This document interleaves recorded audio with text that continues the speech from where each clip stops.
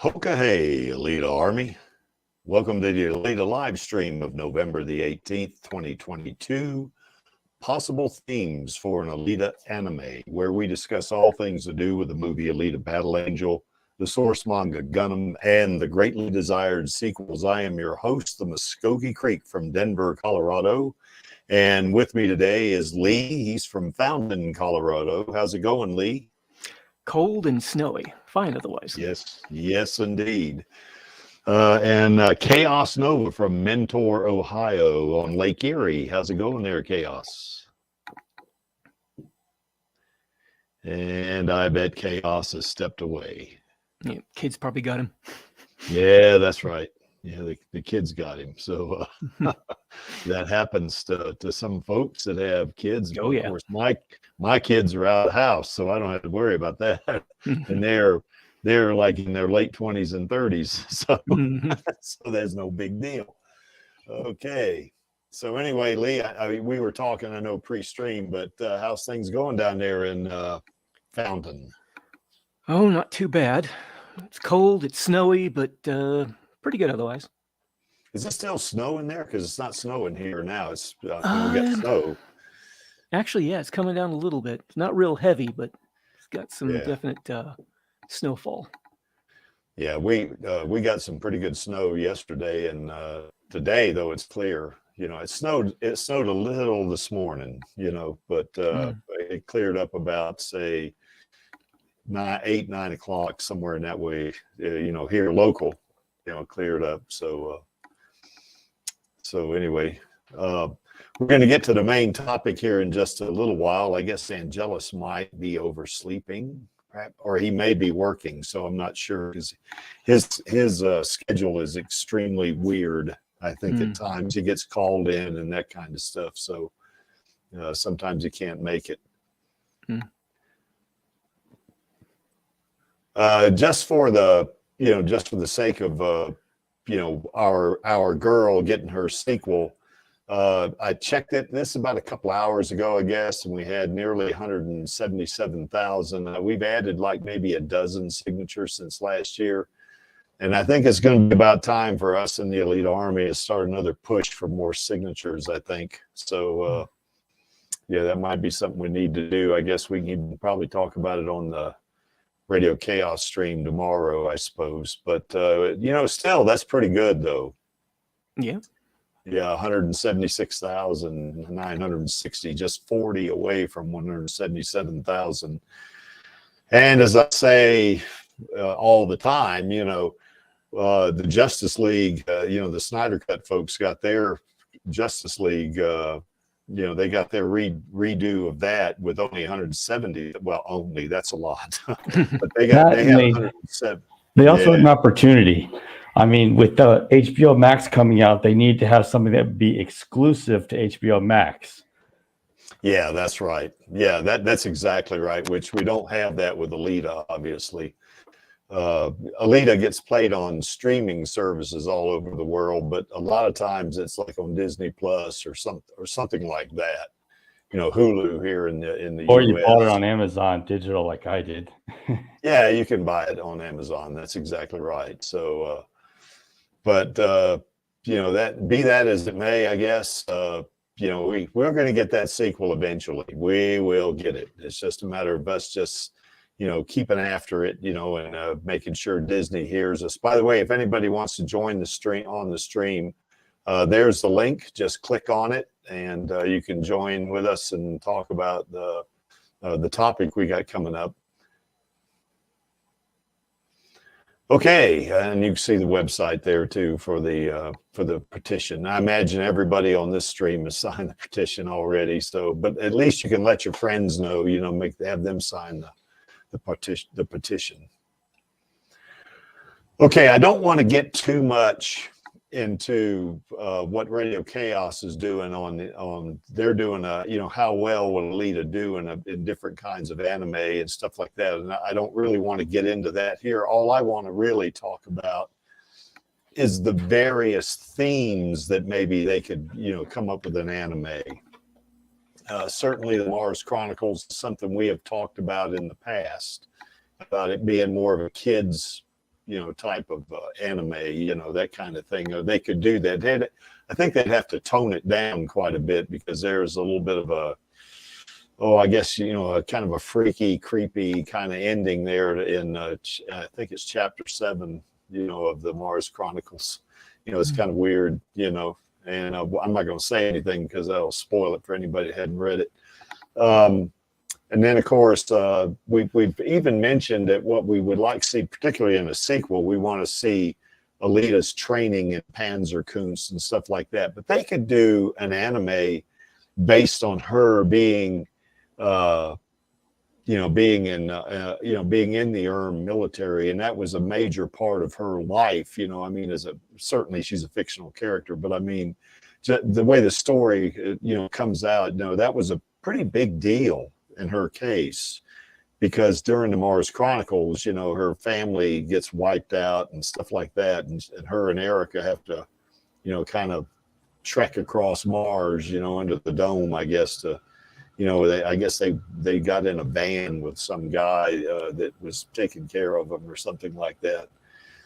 And from there, as she grew up, she was kind of conscripted, I guess you could say, in the military. Now there's another story to that too, where she was actually, that doesn't go along with the Mars Chronicles, but it's part of that video, the fall, the Great War of the Fall, how she was born on Mars, and when her family's wiped out, they put her in the military from there and raised her from a little girl. So it's slightly different, but still she ends up in the military. And then, of course, there's Motorball, and I think we've said before, whether it's a series or an anime, there's a certain amount of time between the time she loses Hugo to the time she, comes out and she has won the second league championship, and she's going for her first match in the Champions League or the first league, I guess.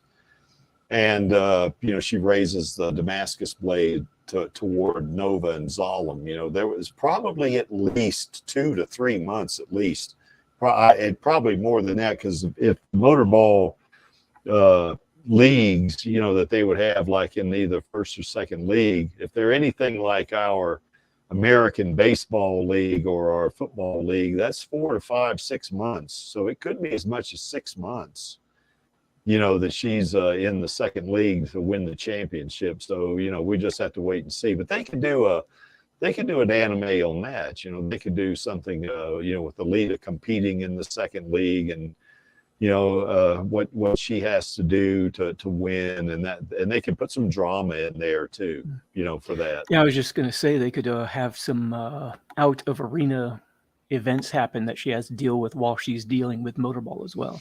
Yeah, so there's a whole lot of richness there that a lot of source material they could use for that. Certainly, there's at least a 10-year span there where she was in the Badlands, and we had no clue what happened. Looks like Maxie's out there. How's it going, Maxie? Good day, mate, as they would say. But certainly they could do an anime series on the Badlands itself. Certainly some of this stuff too could be done in sequel or even trilogy or 4 movies or something like this. But just that whole 10-year period, they could actually do an anime. Oh, easily. Oh, for sure. Because and they would have a lot of how would you say, artistic license for that too, because like say Kishiro didn't, he didn't hit this too hard, like that 10-year gap, Mm-hmm. And I think that was that gap when he was sick is when it was, so he didn't really write much on it. Yeah. They could do a reboot of the 90s anime. I'm not sure how I feel about that, because, I mean, you'd be seeing basically the same story. And of course they tried to do it around the movie. Then of course we've already seen the movie. Now, of course, many of us have seen the movie many times, so yeah, probably wouldn't affect us too much, And then of course I got Lee Lemons and Maxie's fanfic there, because it's not, well, certainly they could use their, what they've got in their fanfics as source material. I would have to go with Maxie's more myself, simply because his is much more along the lines of what you would probably look at as a canon continuation of the movie. It's one of the reasons I keep going back to read it, is because it's the closest thing we've got to a sequel right now. Yeah.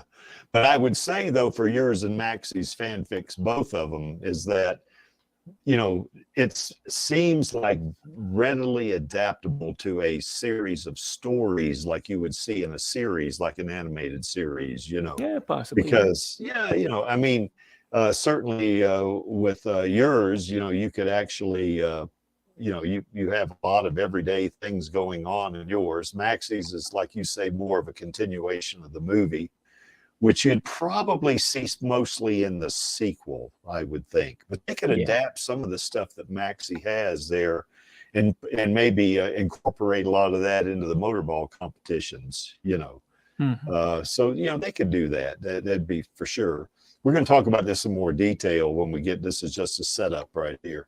Non-canon stories, you know, certainly there's plenty of them in the actual, in the original series, you know, the manga, you know, so, but they could do some other stuff. I mean, I think pre-stream, Lee and I was talking about, you know, a fanfic he was reading where, what was it, Lee? It was AR-13, wasn't it? So outside of, you know, an extra one past AR-12, you know. Yeah, she wakes up in an underground facility. The automated equipment thinks she's going rogue, tries to kill her. She escapes. And for like a few chapters, she thinks she's the real Alita. And then she finds out the truth later on. And then she has to deal with being a copy of the original. Man, see, that would be another thing that would be just ripe for an animated series, I think, you know. And you could even, you know, they could come up with stuff. You know, we're going to get to that when we get into the, you know, into that actual, you know, what could go in an animated series. And then, of course, they could do crossovers with other IPs as in an animated series. I don't know how I feel about that, because that's kind of outside the borders of what Alita, you know, about her and her universe. So to me, it would have to be some kind of either time travel or interdimensional, you know, kind of travel or something like that. But I think you could make a story out of it. Well, the way I see it is that there was crossovers in Image Comics with, say, Invincible or Spawn, but those, they're going to skip it in this TV series. That's all I'm going to say. So, I mean, it could be something that's, you know, like not canon, but just like a what if story. Yeah. But anyway, these are the, I guess, 8 areas where they could come up with themes. Now, I don't want to get too much into how well this theme would play or how well that thing, another theme would play, because we're going to kind of go over that in on Radio Chaos tomorrow, you know, and probably we will talk about some of these themes here too, you know, and I am so sure that the panel that we got coming up, I guess, is going to have a lot more to add. So, but I do want to talk about, you know, maybe the subject matter that might go into these themes, like, for instance, the Mars Chronicles, you know. To me, this is ripe for a children's story. You know, I mean, actually, you could even make it realistic and appeal to us adults too, you know. Easily. There's a number of animes I can think of that have some pretty, that's focus on children characters, but have some rather mature themes, like Spirited Away. Spirited Away. One. Another one that I haven't actually seen, but I've seen some clips of, called Maiden Abyss. That one's really dark. And Grave of the Fireflies. That one's actually based on a real world story in Japan after the first first atomic bombs are dropped. Oh, good Lord, that is dark, isn't it? Yeah. Well, anyway, as you can see, well, the reason why I think, and I've said several times why I think this is ripe, you know, for a, you know, for an animated series for children, is that, here we go. We got Angelus. Good day, Angelus. Good day. Yeah, how hoka hey from down under, huh? Yep. How's everything going with in Queensland, Australia? Well, I'm still going from last night. It's graveyard shift. Are you trying to share your screen with something here? What you got? Just two quick things. One, Okay. you want to talk about dark cartoons, kids' characters with adult themes. Yeah. I feel this one needs a mention each and every single time. Oh, this is one of my Okay. favorites. Because, What is this? as an example, gargoyles. Oh, gargoyles. Yeah. I saw that back in the 90s, wasn't it? Yeah, I watched this all when the that time. came out. Yeah. Just when you were like about a grandpa's age. Well, I was more of an uncle's age back then, but yeah, that's right. One of the examples is one of the gargoyles. They befriend, a human like the Ninja Turtles did, because they were outcasts, Yeah. for lack of better terms. And this particular human that they defend was a cop, and one of the gargoyles gets a hold of the gun, fires it off accidentally, and accidentally hits the actual cop. So, and this is, I guess, in a way, long before guns were like as big of a debate issue, like more so than like Not as what much it of is a hot now. button issue. Yeah. Hmm. And like it really, for a kid's cartoon, it's you want to start talking about guns and responsibilities of how to use one, and like it doesn't just stop there. It's talking about betrayal. Like Xanatos. I thought he was a good guy until he, well, Shows his I'll true start colors. spoiling it. Yeah. Hmm. Yeah, Geez, it's been a while since I've seen gargoyles. I don't really remember the story that much. I remember watching all of the episodes way back when. I remember being So- too poor to afford a television that could catch all of it, so I ended up missing a lot of it. But yeah, that's about that topic there. And the other topic I wanted to show is vote Alita. If you go to one of like Den's tweets, like look up his profile and then basically even type in cyber waifus as part of the search engine once you're in his account, and you'll find this one Show here. us the results, can you? Yeah, there's the girl we want. Alita's ahead. So yep. So Of so course she's Alita's ahead, but ahead. we want her to stay ahead. We want her to smash the polls. Yeah, we do. And eventually she'll come up against some stiff, no pun intended, stiff competition. But yeah, yes, I went there. Get your mind out of the gutters, guys. Yeah. But yeah, vote Alita. I Or voted for face Alita today. our I wrath. think, as a matter of fact, yeah. But yeah. Cool. Okay.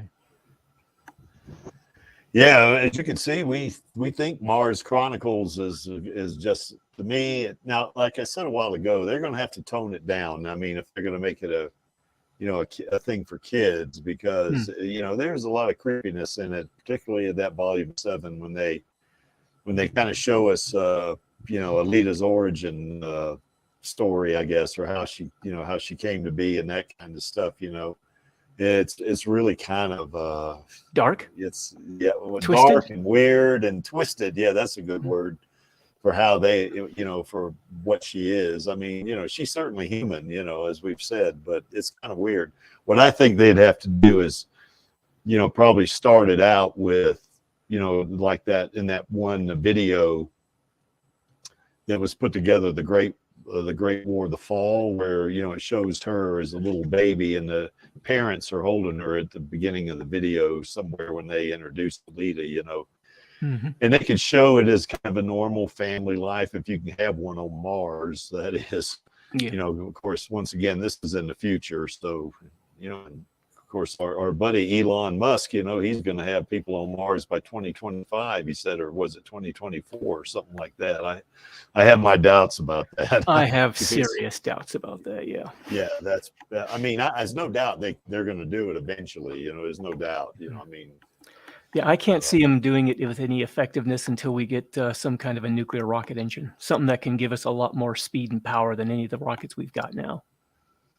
Well, I think one of the things that they're, they can certainly they can make use of the speed of the Earth, that to kind of slingshot it, Yeah, they do But, that now, but it still takes yeah. like so long to get there. Takes 7 months. Yeah, Yeah. that's right. And they So- already found out, I think I was looking it up again, it was actually in under 2 months, I think, a nuclear rocket could get a ship to Mars. I think even about a little over 1 month. Yeah. I mean, that's just how much more powerful those things are. But unfortunately, there's all these legal problems they'd have to run into in getting a nuclear rocket engine into orbit. Yeah. Well, they're concerned with it crashing to Earth and that kind of thing. Well, there's also these old treaties regarding nuclear materials in orbit. In space. Yeah, that's Yeah. right. Yeah, but still, once again, I have no doubt that either NASA or ESA or perhaps we lost Chaos or Elon Musk, SpaceX is going to get somebody on Mars. Probably within my lifetime, I think we'll have somebody on Mars. Of course, we all know I'm immortal, so So you got all the time in the world. yeah, that's right. But anyway, they can start it out like that, with a happy family scene, and Alita's little baby, and that kind of thing. And then, of course, the Great War starts, and her family gets wiped out, and the military gets her, and Yeah, the plucks her start from of the Great ruins. War, a little bit of the life trying to live as the war starts ramping up, and then things get worse. Yeah.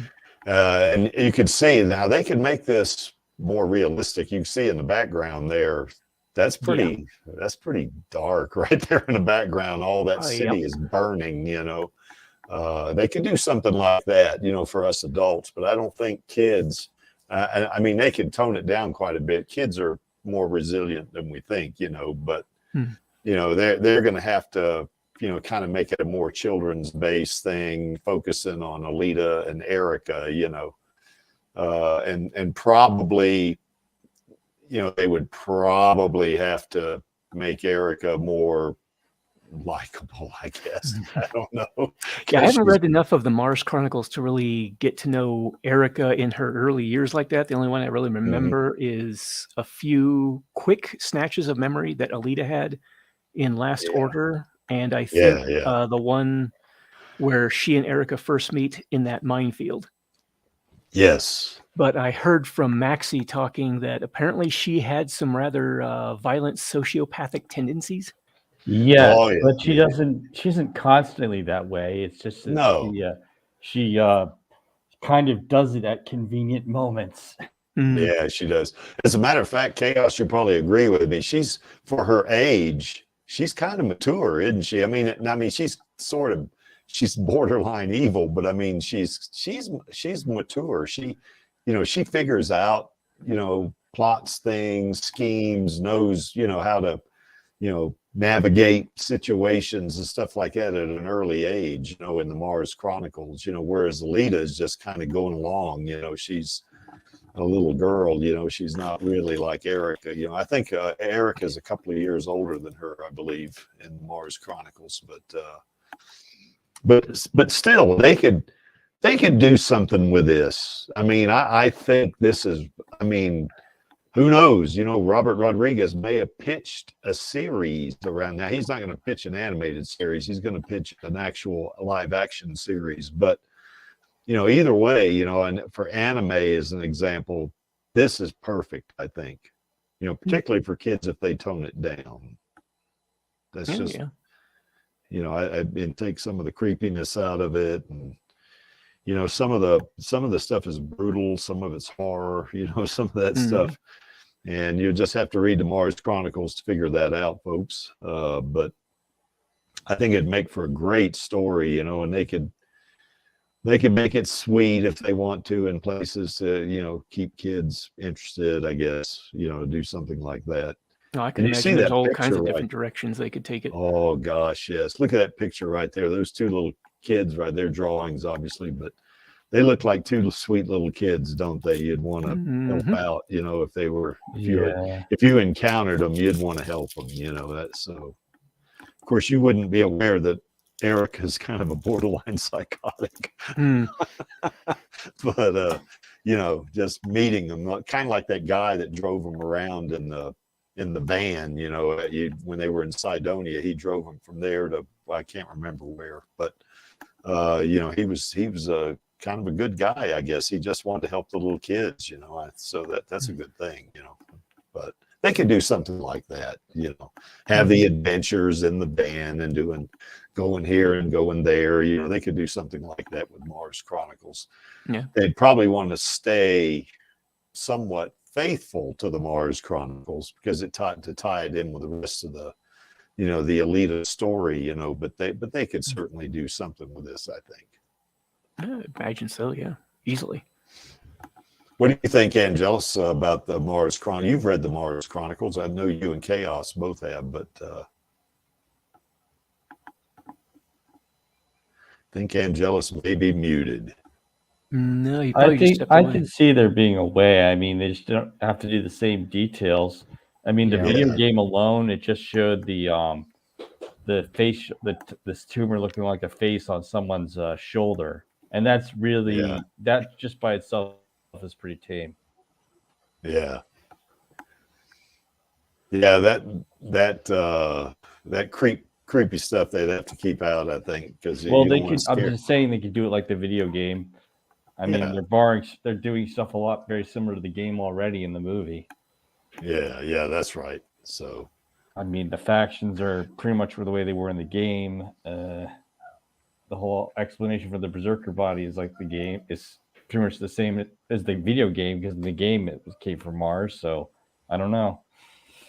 Well, they're keeping it in the same Alita verse, even in the game, right? From what I've watched you playing it on, you know, when you play the Mars Chronicle or the Martian Memory game, you know, I can see how it ties in, you know, with the movie. It's got the Deckman in it, and, you know, Alita fighting different adversaries like you could imagine she would be fighting, you know, in the movie, you know, like she did fight in the movie. So yeah, I think they, even in the game, they kept it, you know, faithful to the source material, you know. So and yeah, Maxie, it's source, not sauce. Maxie said this a while ago. I said source material, and he says source or sauce. So yeah, we don't want to eat too much sauce, I guess. But anyway, any other thoughts about the Mars Chronicles before we move on to the next one?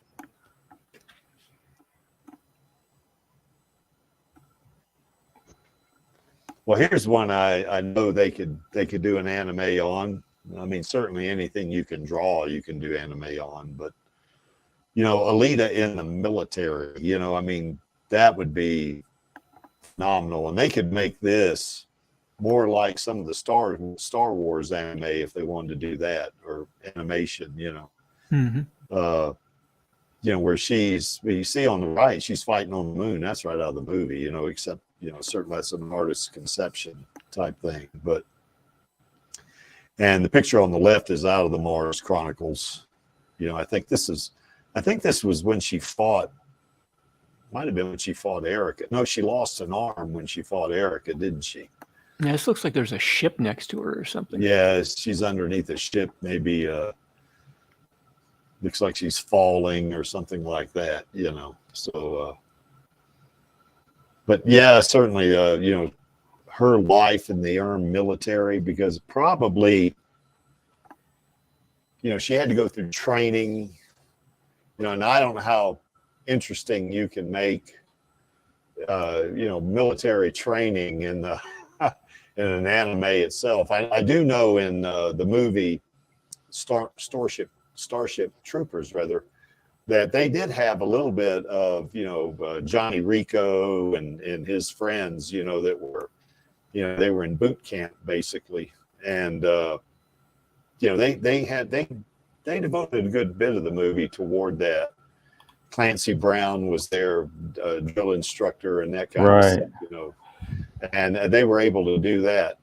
I don't know how well. I don't think that would work all that great with kids. I think with adults, I think we would like to see how Alita was trained, with firearms.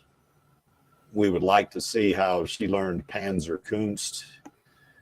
We would like to see her basically kind of even grow up into the military, because if they go with that story where she is, after her parents are killed and they get her as a baby, then they could go through the whole thing of her growing up in the military, like a military school. They could do something like that and put some like little side stories and drama and stuff like that in there, to do that up to the point to where she's like 17 years old, and then, have her, show her doing, military training and getting into the Mauser school and stuff like that, to actually get in the military. So I don't know what you guys think. It sounds about similar to what I was thinking. Showing her time when she first gets inducted into the military, getting her, if you're going with the movie version, the first time she gets her cyborg body. If you're going with the manga version, then it's obviously going to be a little different. Yeah. But then maybe her time as she trains, how intensive it was, what she went through, that kind of thing, going through the rising through the ranks and the training, and then going on her first missions. Yeah, they could certainly expand on that, because we don't really know a lot about Alita, except she was on the moon fighting, from the movie. I mean, if all you did was see the movie, all you would know is that she was on the moon fighting, like you see on that picture on the right. And also she was going up that supply tube to Zalem. She was going up as, I guess, second in command to the squad, and going up to, I guess, attack Zalem type thing. So, but, in the manga certainly had Operation Maworf, that, where she, well, she did a pretty horrible thing there, I think. But, yeah, but they can have other missions, like you were saying, Lee, where there's, because who knows how many years, from when the time she was kind of transported, or not transported, but kind of taken over from her original military body, the one they talk about in that one video, to the Berserker body, And they could have several bodies there too. I mean, certainly we only know of 10 bodies, but they could have a little bit of artistic license here, and kind of have 2 or 3 different bodies. Because as she's growing as a little girl, she's going to need a bigger and bigger body, as time goes on, because, in the, for a good bit of the Mars Chronicles, she's in a little, almost like a toddler-like body, And then, of course, we see her here. She's an adult in this body, or at least, a teenager of, say, 17, 18 years old, something like that. That's the thing. If she were inducted into the military in the movie setting, I could easily see them placing her brain, since it's only her brain that gets transplanted over, into a more adult or grown-up body, because then her brain can grow into that body, and they wouldn't have to keep switching them out. Yeah, that's right. And in the training sequence with, oh shoot, what's her name? Gelda. Yeah. Right. Yeah. It looked like, it had the same purplish musculature and everything, so it looked like it was just another version of a Berserker body, really. Yeah.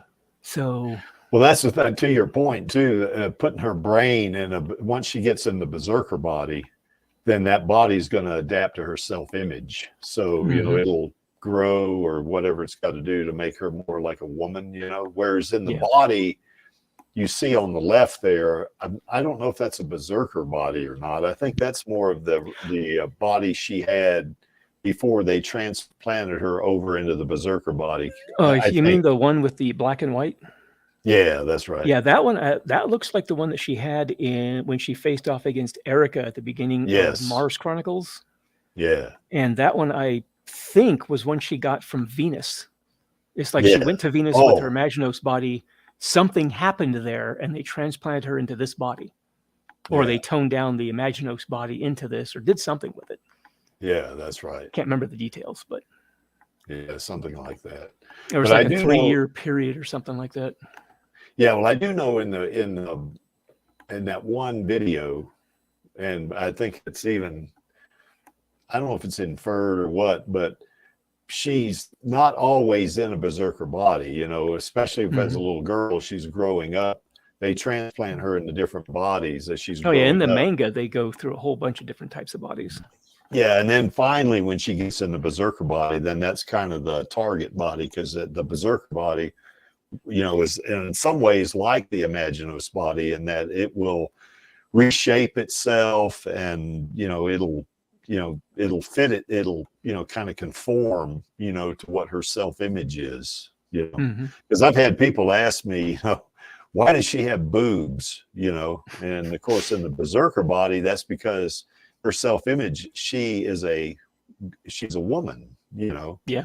so yeah, and in the doll body, of course, she was in the body that Ito had intended for his little girl, for his biological Alita, Yeah. So yeah, and I think so to me it's a natural progression, but a lot of folks think, why does she have boobs, Well, it's like it's better life. I mean, yeah, for sure. And of course they want to make her attractive too, so that's Well, that's the thing. I get the impression that she herself has some, that some of the little bit of vanity that we all have, where you want to be, that you're best looking, as it were. Yeah, So that's she wants right. to have sort of an attractive appearance herself. Yeah, Except for that that's- period of time when she was in the motorball. I think she was, yeah, she didn't really care one way or the other. Yeah, that's right. Matter of fact, I think there was one panel or so in the motorball where she, when she's in that body, she might have asked Doc, or I think it was Umba. She asked Umba why that's right. he made her body look female. He says, Yeah, well, why because you're didn't a you make woman. me yeah, that's right. So yeah. So anyway, but that's her. There's a lot they could do with the in the ARM military. I mean, well, Lee, you were in the military. A major part of your life in the military.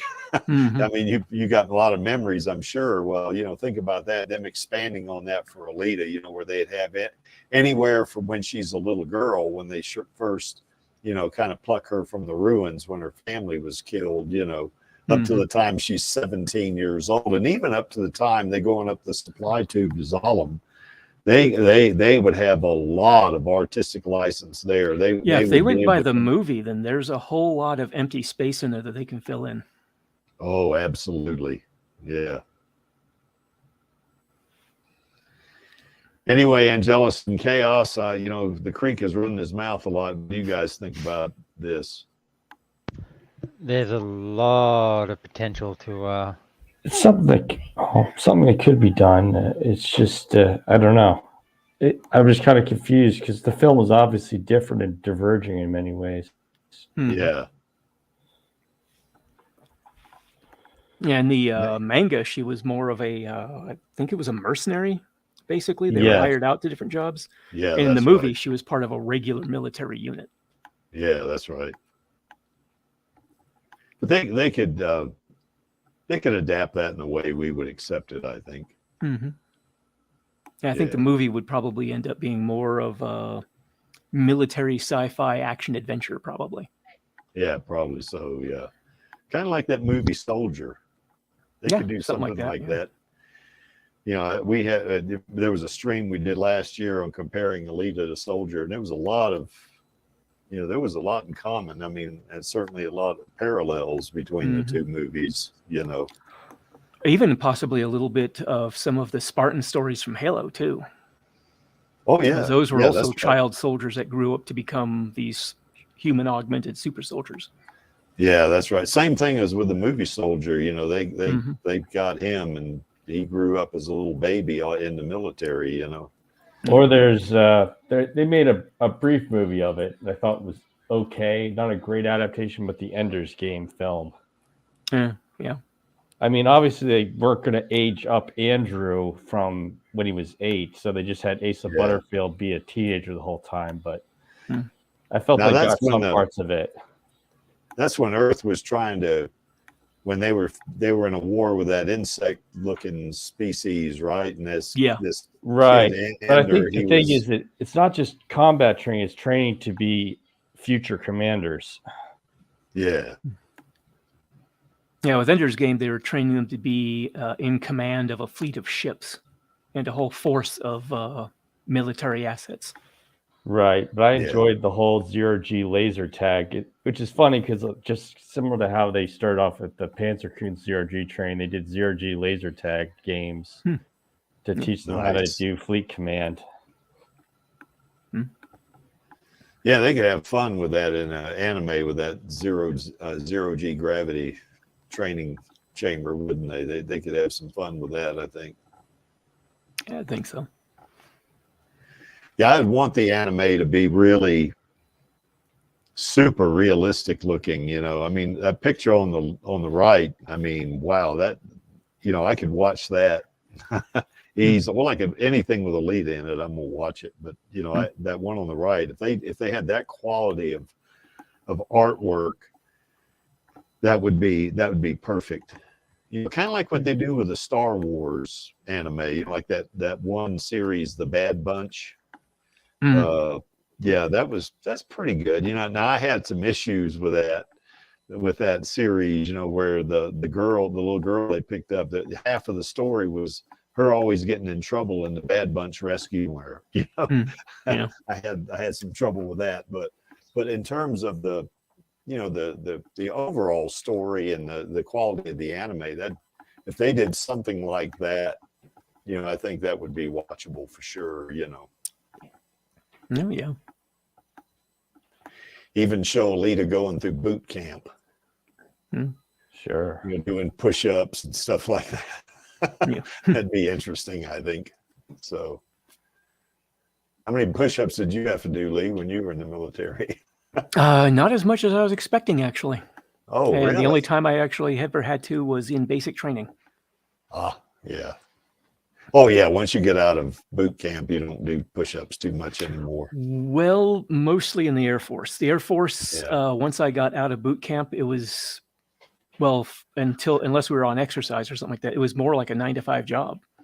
Yeah, that's right. You put on your uniform in the morning, you go to work, you put in your time, and then you're off. Unless we were on exercise, and it was like 12 hours a day, if not more, for like 2 weeks straight. And half the time was spent in chemical warfare gear, which sucked. Yeah, luckily I never went on those kind of exercises.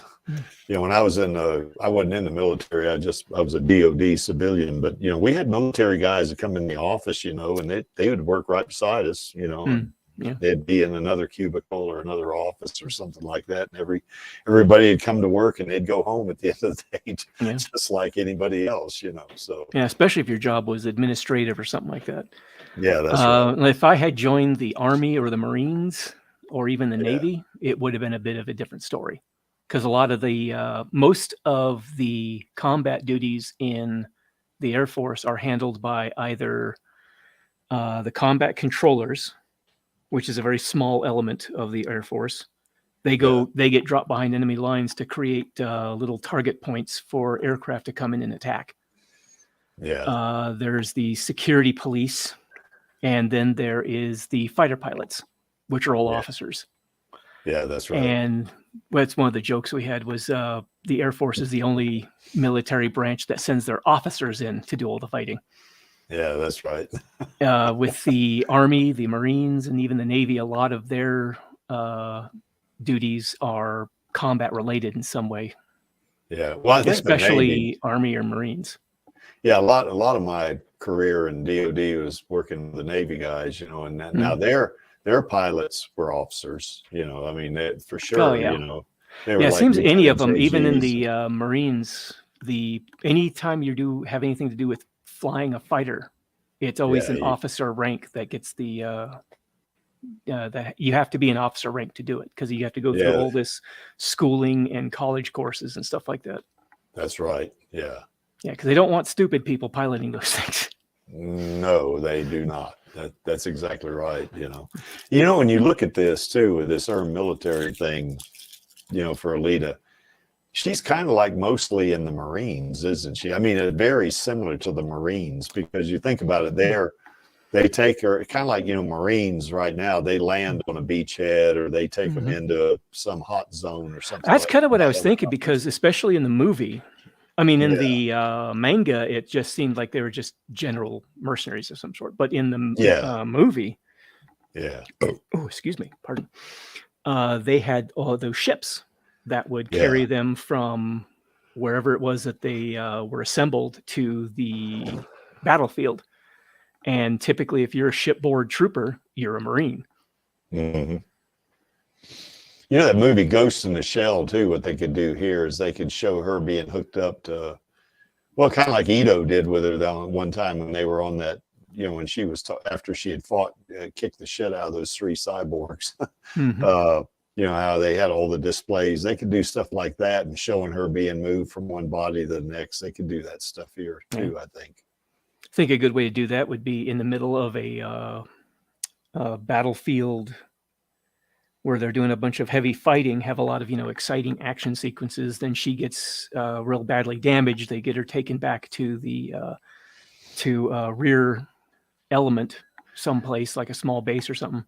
Show the troops getting their cores switched out to a new body, and then going right back into the fight again. Yeah, that's right. And it would be similar to what they did in that movie Avatar, when Jake Sully, when he wakes up in the Avatar body, and he goes running through the, through the camp, and stuff like that. They could do something similar to her with her like this, when she wakes up in the Berserker body for the first time, in the armed military, have her doing something like that. I think they would probably put a little bit more controls in for that, because a Berserker body is a dangerous piece of weaponry. So you don't want somebody just, flailing around in that. No, you don't. Yeah. Okay. Angelus, you got any thoughts about this armed military? Angelus, you never were in the military, were you? Yeah, that's why I don't have like too much to say. Like, I've been pretty much a sideline civilian in that case, because both my fathers in the context of my biological stepfather, they both served, one Navy, one Army. I forget who. Maybe I think it was my grandfather's on my stepfather's side. He served in the Air Force, and like, yeah. So you could say they had a bit of a dynasty going on, but but overall, it's like they. Well, for the most part, it's like, oh shit. What was it? They, I guess, served, or the reason why they did is because they didn't want us serving, I guess. It's like, yeah, we'll go. So did they ever give you any grief about not going in the military? No. Yeah, my dad actually talked me out of joining the Army. Oh, that was smart. Yeah, I was actually going to join up and try to work on tanks, because I was big into battle tanks back then. Oh, okay. But he told me that, I was in the Army for like 3-4 years, something like that. It was one long boot camp. He says, "You want to join the Air Force?" It's funny you mentioned that, because I had some friends of mine when I was, working in at the Pensacola Naval Air Station. There was like 3 Navy guys that we'd go play golf and stuff like that. And we'd drive over to Eglin, and play on the golf course. And every time we drive by not the barracks, but the living area, the living quarters of all of the Air Force guys and all those Navy guys, that God, the Air Force really takes care of their people. God, the Air Force is really great with their people. So, and I said, yeah, they are, aren't they? Yeah, my dad was telling me a story similar to that when he got, he was stationed in Germany while they were building the Berlin Wall. Whoa. And he got held over and had to stay in a civilian hotel for a while until he could get his next flight. and he got put into a room with an Air Force guy. And he got in there. He was like carpeted floor, drapes in the windows. He's like, this was so fancy compared to the barracks. And the Air Force guy comes in, throws his duffel bag. It's just like the barracks. Wasn't even impressed in the least. Oh God, I can remember when I was never. Once again, I was never in the military, but I can remember I'd stay in BOQs, even BEQs sometimes, bachelor enlisted quarters and bachelor officer quarters. And, some of those BEQs were, oh boy, they're pretty tough. I mean, it would make, it'd make some of the hotel chains that you might think are down, like, down there, way down there. I won't mention any, but, it'd make them look like they were 5-star chains. Yeah, it's funny, because they're pretty rough, Chaos, were you ever in the military? No, my father and my grandfather were, but, talk to me and, just they can realize that this is, this is what it means. And yeah. And, my father would take me out doing stuff like, go hunting and, we target practice, where we're safe, but, and how to. Well, you grew up around guns then, didn't you? Yeah. He taught me, always be safe, always treat it like it's a real weapon. And it's really loaded. And that. Yeah, that's right. Right thing. Yep. Yeah, I remember I grew up around guns, and my dad would always tell me, always point that gun down the ground. Yep. If you're not going to shoot it at something, point it at the ground, Yeah, never point it at something you don't intend to shoot. That's right. So figure off until you're ready to fire. But yeah, I've worked with a lot of military guys, and of course they're like other people. And it's the most serious exercise I was ever on was with some Marines. Now this was a computer exercise, but still they're pretty serious. They like to do things smooth and by the numbers. Lee, you probably have heard that phrase, but they have checklists, and they do all that stuff. So yeah, it'd be interesting to see Alita's schooling and that kind of thing. What she learned. Now, if it's more it's more like the movies side of things. On the manga side, like y'all were saying, is more like she's a mercenary there, and it's a little bit different, But in military, it's going to be a lot more regimented and stuff like that. So it'd be kind of interesting to see how she did in that, and what her everyday life was and all that. So I have a feeling if she were in the Berserkers, I think the Berserkers were basically like a type of special forces, because it seemed like a really highly advanced piece of machinery that their body is. I don't think the entire Martian force had those. Yeah, and just the way it was being carried out too. I mean, you can see that there were ships flying around, providing cover, supporting fire, and then her group with a limited number was trying to climb its way up. I made a whole video as to why are they climbing up, or why they might be climbing up, and it's pretty interesting. But yeah, I'm thinking if she were some kind of special forces, they might have put her in there, because she tends to be rather willful, kind of impulsive, bit more do her own thing kind of thing. And special forces that are given more lateral, more leeway in what they are able to do to get the job done, it seems like the kind of thing they would put her in, with high combat aptitude and a propensity for doing her own thing to get the job done. Yeah, they're very mission oriented, but you're right. They have a little more leeway, whereas the regular grunts, it's follow orders or else, type thing. So, well, a lot of the regular grunts, they wouldn't be able to get the job done unless they did follow orders, because they don't have that kind of training and stuff. Well, not only that, they don't, probably the regular Martian grunts, they don't have berserker bodies either. Probably. Yeah, I don't think that they would. Yeah, those seem kind of pretty advanced and probably a limited type of bit of equipment there. Yeah, only given out to some of their better warriors. Yeah. Okay, I guess the next one here is Alita and Motorball. So certainly that is something they could definitely do, in an anime. I mean, certainly as I mentioned earlier in the stream, they could do something like, that say anywhere from 3 to 6 month period where she's in the second league, winning the second league championship. Mm-hmm. They could certainly do something with that. And they could put drama in there.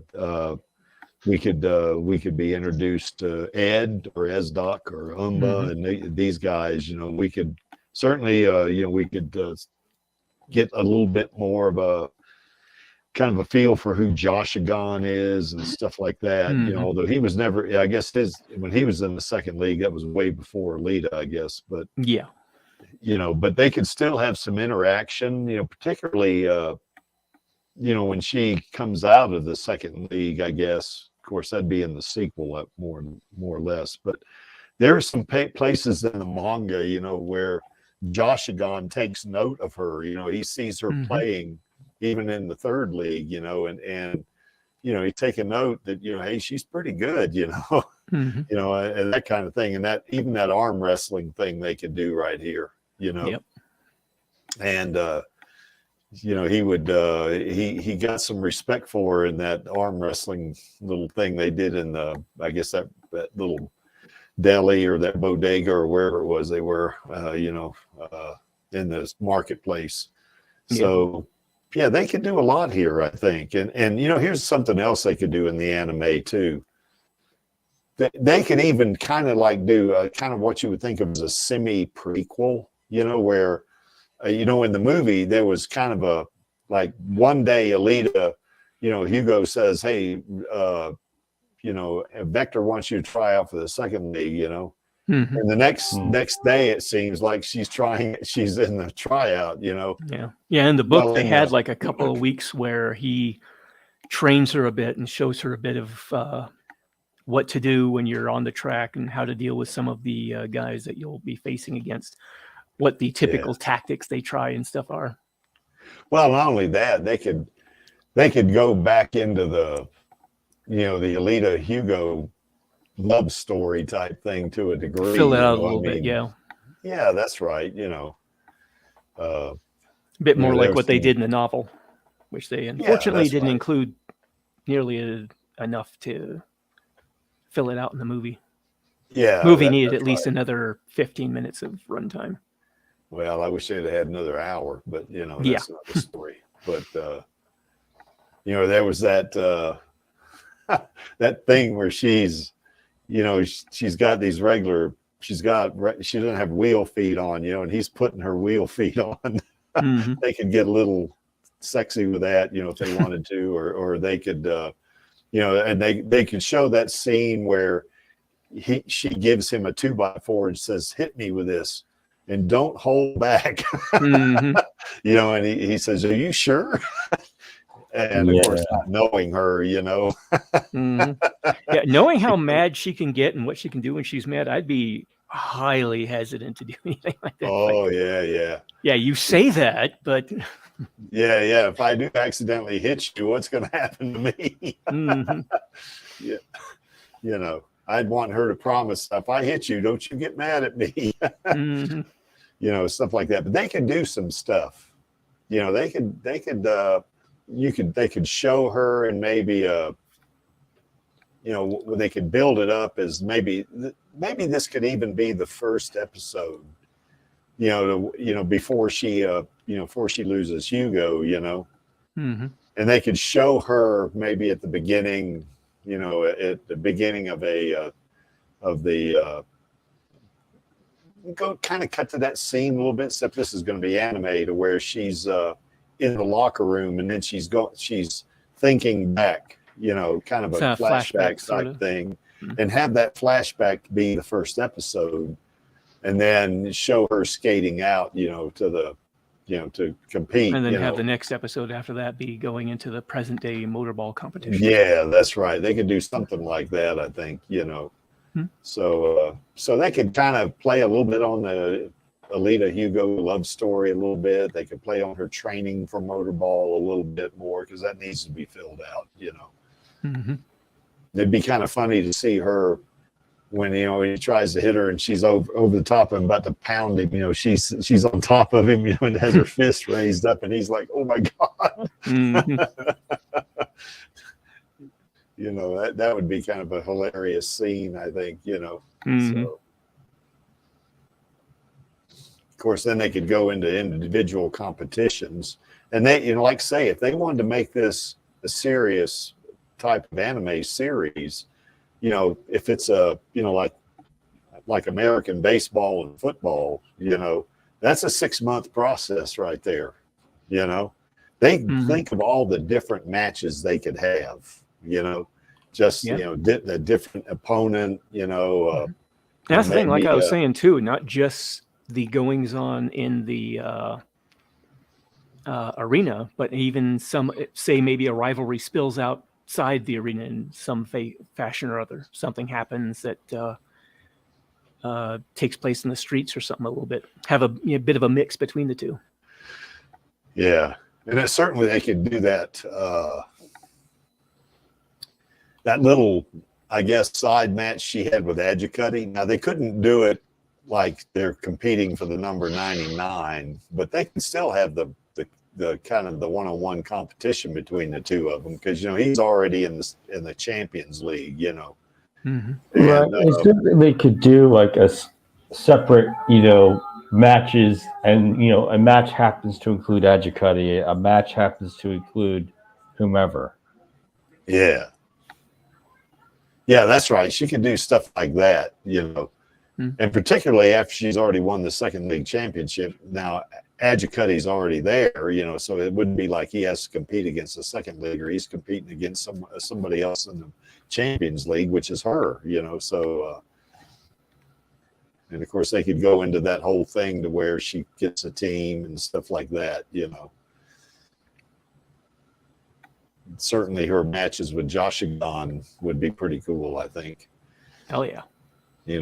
Now they would have to save a little bit on that, because when she's just starting it, and in the sequel, if they were going to do the motorball arc in the sequel, that's going to have Joshigan in it, so it'd have to kind of have some way Well, that would also be a bit of a problem too, because they've got often when you have a movie tie-in where important parts of the story happen in like the novel or the series that's a lot of people may not have seen, and then something happens, have more stuff going on in the movie. If it doesn't connect to the first movie they probably saw, it's not necessarily going to make a lot of sense, and that can put people off. So you'd have to be careful not to put too much of the important stuff. I mean, that's true, because there's some people who just tend to just watch films. When it comes to, Yeah, that's right. A lot of people don't like watching anime or don't like reading manga. They don't like that. So you'd want to. It's got to be. It's one of those things about the Marvel. I think it's all right that they did what they did, but it's just like I was asking where certain things happened, and it was like a TV show that I didn't see. So making it cohesive without all the side stuff would be, I think, a pretty important thing to do. Yeah, I think so. What do you think, Angelus? You've been in competitions in martial arts, haven't you? I have, and it's like the competition is the end game, but like the focus has always been on your journey through training. Well, for pretty much most of us, and yeah, that's right. And it'd just be good to see Alita do that sort of thing. Yeah, it'd be good to see her in her apartment, wouldn't it? Yeah. Single girl in the apartment. That's kind of neat, I think. Yeah. Yeah, and so to your for point, everyday life a little bit. Yeah, that's right. Maybe going to the grocery store or wherever she goes. Just glimpses into just how she lives her life, right. or something you like wouldn't that, want outside to of all the other exciting and larger than life stuff that'll get thrown at her. Yeah, that's right. So, yeah, because I know to Angelus's point, I know when I go to a powerlifting competition, the competition itself is really no big deal. I mean, you're doing 9 reps and that's it. You know, the hardest part of this whole thing is the training. That's hard. You know, the competition's not hard, you know. I mean, yeah, the last lift in each event is heavy and it's hard, but I mean, seriously, it's, you know, it's half a day, you know, and you're done, you know, whereas the training goes on for like months, you know. So, and that could be something with Alita, you know, we could see her, you know, kind of doing some training, you know, to stay sharp and stuff like that in motorball, you know, and have her interactions with Ed, you know, that kind of thing to show, you know, like you see on the left there. Maybe she's got some other side problems she's trying to deal with, and she's got to try and balance that with also keeping her mind in the training and stuff, so she doesn't screw up too badly with that kind of thing. Yeah, and that, you know, that thing where she cuts the tear, that kind of shows you that she does have flashbacks, you know, about Hugo, you know, I mean, and you could do something like that, you know. You could even have a little bit of a PTSD thing going, you know, because as she starts learning more, as she starts remembering herself more and more, she's probably going to start recalling her time in the military and being in the war, you know. And in a war like that, you know, a lot of times folks get that post-traumatic stress disorder, you know, and they have to deal with it. You know, well, what's she doing to deal with it?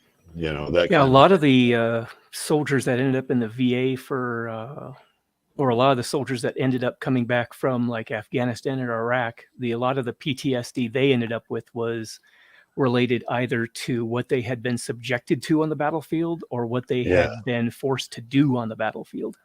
Yeah. I remember one story. Oh, go ahead. No, you go ahead. Oh, well, I was going to say there was one story that this one guy was talking about.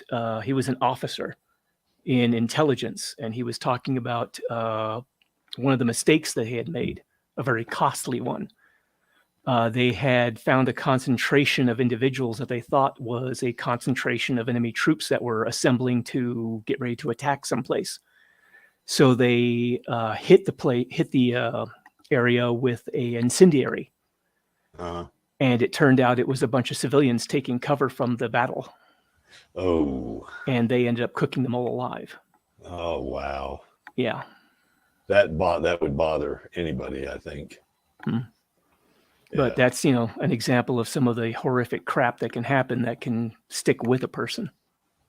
Yeah, it's not only that, too. It's even stuff they see, you know, can affect them like that. You know, seeing just the horror, you know, they could have Alita remembering some of this stuff. Yeah, I had a friend of mine who was in the Army. He was in Iraq for 8 years, I think. And he watched, he got shot at a couple of times. He got hit once. And he watched one of the other guys that was in the unit with him get hit by a sniper. Oh. I think the guy died. Oh, wow. But yeah, he saw some pretty terrible stuff. Unfortunately, a lot of the terrible stuff he saw was things our own troops were doing to the civilians.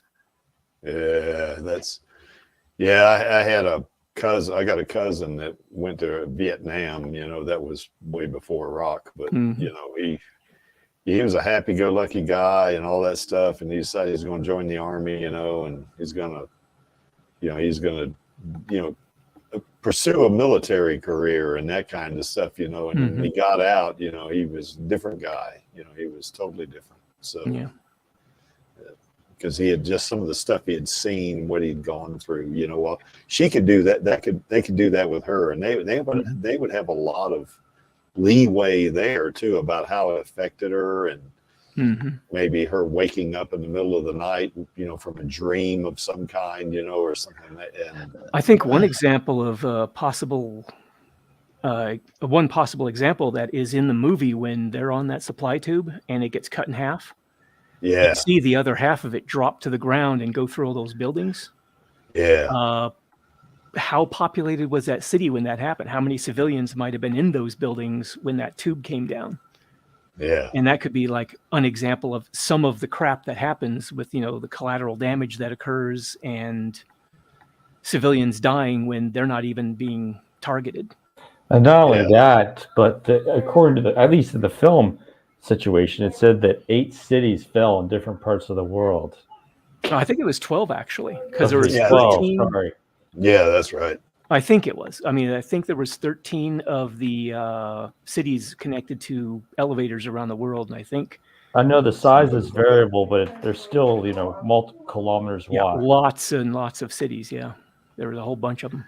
You know, what's interesting about that too is that, Zalem is attached to Jeru, through that long tube, Mm-hmm. and, I guess in the manga, that shows them being attached by some kind of a structure, that encircles the earth, well, Yeah. if that was the case in the movie, then all 12 of them would have come down, or all, whatever number it was, they would all come down, because if you destroy that mechanism, they're staying up there that's in geosynchronous orbit, and all of a sudden you take all that mass away, it's going to change the velocity of Jeru, plus Zalem hanging from it like that, it's not going orbital velocity, and it would highly affect that, that city, so Unless you had mechanisms to compensate for that. Yeah, And that's considering right. the kinds of Yeah. energies they were able to harness and control, stasis fields, gravity control systems, all that. There's any number of almost super sci-fi type stuff that could be going on up They there. could put into that. Yeah, that's right. Or maybe they had a way to say for Jeru to jettison the connecting, conduits, to the other two geosynchronous based cities, or whatever. Yeah. And As still far as the be in movie, we orbit. have no idea what the We have structures no- look like that's up right. there. Yeah, we have no idea, so. Okay, anything else about motorball competitions? This is something I would love to see in an anime, particularly that period of time from when she loses Hugo to when she, she points. I don't know. Because I'm wondering, like, how the characters are going to play out during that time. Are we even going to see Shamir, or is that going to be Koyomi? Well, Koyomi certainly could be in that. Shamira. Yeah, probably Shamira could be in it. They could introduce Shamira, in the anime. Then that would kind of set it up, I guess, for the sequel, and then they could go from that directly into the kind of a motorball semi arc, where she fights Joshigon in the sequel, or have at least a mini, kind of a little competition with him, and then go right into the Zapan arc, let's say, Yeah. So they could do something like that, I guess. Because, that's how Zapan, he goes nuts, when he sees Alita on television. Yeah. It kind of screws it, kind of resets his brain a little bit, I think. So I think it just knocks his brain over the edge. yeah, it does. So he's lost it at that point. So any other thoughts about motorball competitions?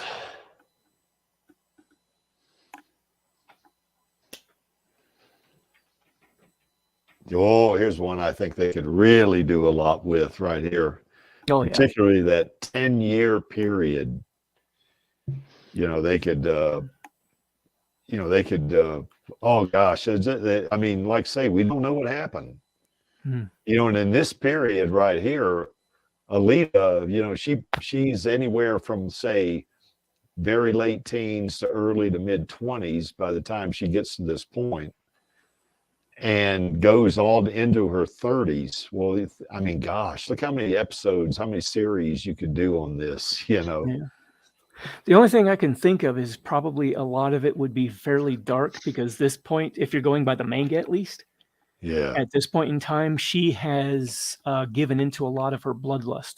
Partly, I think it was because of the despair she felt because she had lost Ito and Hugo, and because the city people, the people she knew and considered friends, had begged her to sacrifice herself to save them from Zapan. Or the thing that Zapan turned into. Yeah, that's right. And so she felt kind of lost and abandoned. Yeah, that's right. So she could have flashbacks to some of that too, to the Zapan arc, They could have a monster of some sort, Zerker Pan that she fights. And certainly, I mean, cutting yourself in half so you can get a shot in on him, that would affect anybody's brain. I don't care if you're a cyborg or not. I mean, that, of course, humans can't cut themselves in half and survive, but, a cyborg certainly can. So, Yeah. But, they could do all kinds of stuff. Like here, they could do something like go into a complete series where she's after Nova. I mean, where Nova, that's one of the things I think she did, the tuned program when she was, working for Zalem as a tuned agent. Mm-hmm. That was one of the things they wanted her to do, is to find, Nova. Yeah. So they could go into that. By the way, I'm writing a treatment about that. So I don't have the fortitude to do like you and Maxie Lee, where I'd write the entire fanfic. I can't do that.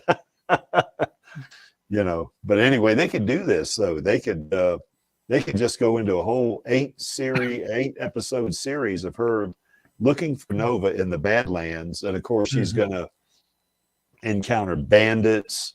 She's going to encounter regular people, I could see some of it being her initial descent into the darker parts of herself initially, and then when Lou Collins comes on and becomes her handler, she begins to start coming back to getting her humanity back a bit more, and then maybe when she meets Figure, it becomes more.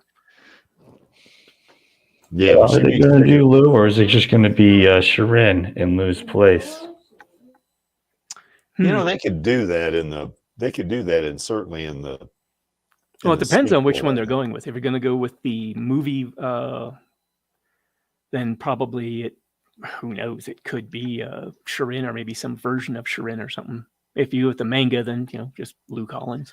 The only thing about Lou though and Shirin would be that Lou is she's more in like operations. You know what I'm saying? And she's. Yeah, I got the impression she was basically her handler, where she communicated with Alita on the ground and was supposed to keep her in line, to keep her on task when she had a mission objective to complete. Yeah, that's right. But Lou was, I think, the first operator in that regard that never really used the control collar on her. Yeah, or whatever it was that they used to inflict pain on her when she didn't do what she was told. Yeah, but you see, Shirin is more of a research type person. She's not in operations. Oh, she's in more like research and development or something like that. So I don't know. Now, can they make her, when she becomes a cyborg, can they put her in operation? They could do that, I guess. But to me, that would seem to be more of a, if they were going to do that and they didn't want to introduce Lou because they knew a sequel was coming, and they don't want to, they want to kind of hold down the number of characters, I guess, in the sequel, then they could use Shirin to do that, I think, But I tend to think, though, if you look at it from a more realistic standpoint, Shirin is not an operational. Her talents were in cybernetics and surgery and in the medical field. Right. Yeah, she's more R&D than she is ops, I think. Right. So, yeah.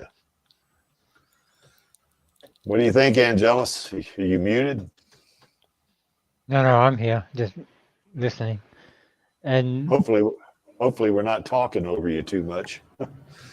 No. I'm like, this is a topic where, like, I guess I can have an opinion, or I do have an opinion, but it's I just know so little about like the real life influences that I wait until like you guys like put in your input, and then like have that, I don't know, meld, influence, shape, sort out like my own opinions and let that evolve from there. And especially about the Badlands in particular, well, we know like for 100% fact that parts of that was even meant to be in the first movie, it didn't have to get cut down. So,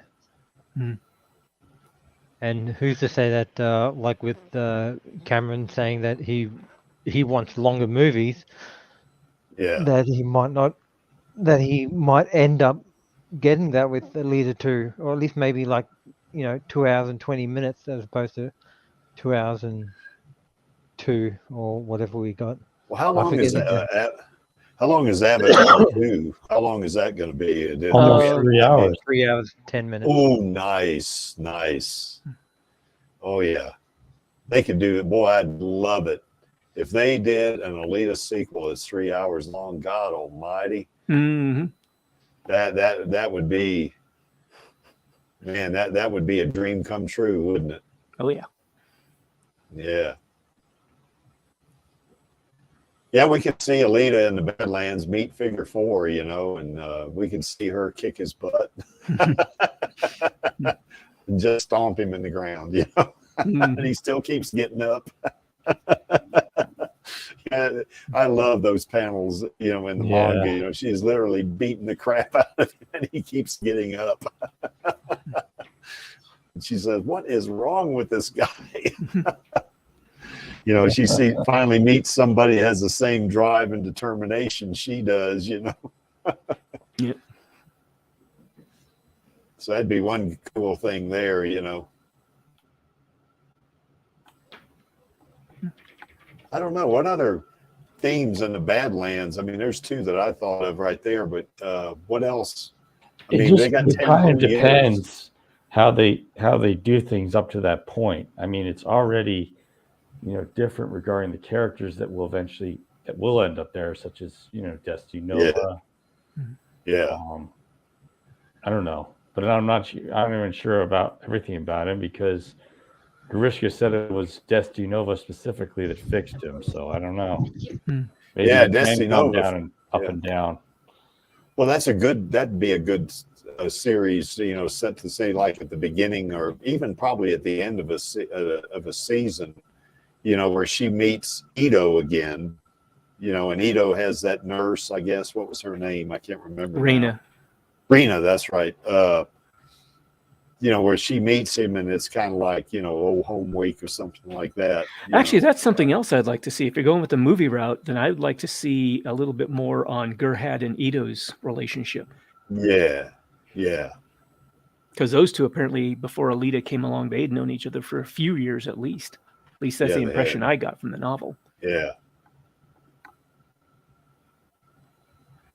Yeah, so they could do a whole season culminating with her, reuniting with Ito, doing that. She goes through whatever she goes through in the Badlands and finally is reunited with him, so. Yeah. I could see also the Badlands being a combination of the periodic task handed down from Zalem to deal with either an insurgent or a runaway or some kind of rogue element that they needed dealt with, and also her running into elements of the Barjack to deal with as well, getting into running firefights with them and stuff. Yeah, that'd be another cool. We could meet Den here too, by the way. Yeah, Right. And certainly we're going to meet Chaos. We'd meet Chaos here. Chaos and Den, I guess. Chaos/Den or whatever. But we got Chaos on the stream now. Oh. Yeah. Well, Chaos is not the Chaos with the big horn coming out of his head, though. So, and he doesn't have 4 legs. Although he doesn't have 4 legs all the time, does he? He's sometimes yes, sometimes no. Yeah, that's right.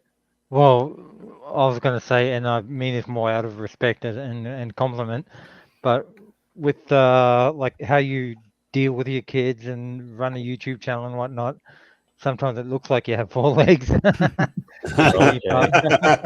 You probably wish you had 4 legs. Oh, yeah. So you can run around after them, I guess, so. Yeah, there's a lot that they got a lot of freedom with the Badlands just because Kishiro did not write anything hardly, I mean, he did some certainly, but I mean, there's like that whole 10-year span there was nothing. We don't know what happened, Well, there was that short side mission she did where she had to hunt down that runaway deckman. But other than that, there really wasn't much of anything. Now, if she hunts down that Deckman, that's going to be something that they're not going to be able to do for kids because, you know, she ends up shooting that Deckman, you know. So, you know, that could be one episode in a more, you know, more realistic or more adult oriented, you know, anime, you know, something like that. So that could be part of her darker side too, Lee, like you were mentioning, you know, where she kind of, you know, gives into her bloodlust, you know. So yeah, in that story, she was very much focused on just killing whatever target was put in front of her. Yeah. Yeah, it wouldn't be good for her to be mad at you in that circumstance. Yeah. Yeah. That's for sure. You might think, oh, she's cute. Next thing you know, you're in oblivion. That'd be the end of that, you know. So well, that's even if although she probably wouldn't kill her Uncle Creek though. So, you know that.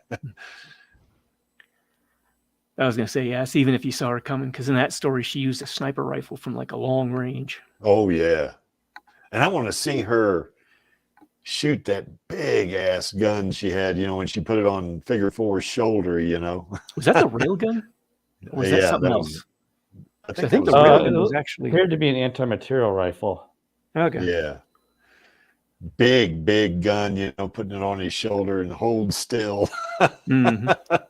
Yeah, I'd love to see that too. That was a good panel. Okay, I think we hit that one pretty good, I guess. What about a reboot of the 90s anime? Now, this is one I'm not so keen on, but it's a possibility, I guess. I think we've already got the you know, a slight retelling through the movie, so I don't think we necessarily need like a third retelling between the movie and the manga. Yeah, that's right. Or the 90s anime, you know, I mean that one that the Rusty Angel, you know. There's certainly some parallels between that, and a lot of the movie was based on the Rusty Angel, you know, but outside of maybe improving the graphics or something, you know, the well, artwork. I think Kishiro wasn't real happy with the 90s anime either. No, he wasn't. That's right. Yeah, he was not happy at all with it, as a matter of fact. Because I think from the beginning he wanted a James Cameron thing, didn't he? Or at least from the late 90s, he wanted James. Yeah, James Cameron bought the rights in 1998, so I don't know. I do feel that certain plot elements are lost in the animated film. I mean, it's like Berserker body. There's no progression starting with, you know, doll body or child body. Yeah. And we've already seen that in the movie. So, you know, I'm not so keen on this one. Now, that said, if they came out with one, I'd watch it, you know, for sure. You know, because anything with Alita in it, I'm going to watch it probably, you know. But yeah, this one here I'm not as keen on as say some of the others. And if they, you know, once they've told the story, why would they do this? Yeah. You know, I mean, they've already told the story twice. And, you know, if they do some of these other animated series, you know, around the Badlands and the Armed Military Time and Motorball and stuff like that, you know, why would they need to do this? Yeah. I mean, something else to consider too, like since they've already got the movie out, just who do side stories based off of the movie storyline, or just, you know, go back and start doing an animated version off of the manga or something. Yeah. Reboots, I just don't see the point in them in half the time at least. They may do a reboot in the year 2085, something like that, you know. Yeah. And it might work then, but yeah, now I don't think it'd work. I mean, you know, I think, I mean, once again, all of us in the Alita Army would probably watch it, but you know, they probably wouldn't make any money at it, I don't think. Yeah, you know? I mean, they've already got the mangas, from what I understand, sells pretty good. They've already got the story in that. The movie's doing pretty well now with restreaming and the DVD, so they've already got that. They doesn't really seem like they need to really add another thing out there to, you know, tell the same story basically. Yeah, I think you're right about that. So hear that, Disney? The movie's doing real good in reboot. I mean, not reboots, but restreams, if you want to call them, for their streaming Releases. services. Mickey Yeah, better hop too. yeah, Mickey, let's get it going, bub.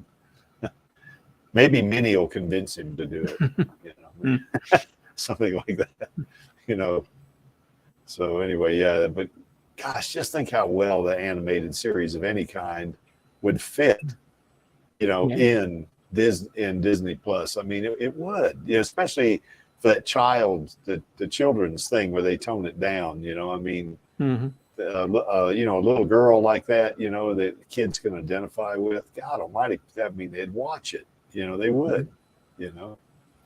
When you look at Avatar: The Last Airbender, Yeah. that one had some pretty grown-up themes in it that they dealt with, Yeah. and they didn't necessarily show, you know, much of any real bloodshed, and it still did really well. Yeah. Yeah. I took my 5-year-old grandson to see that back many years ago.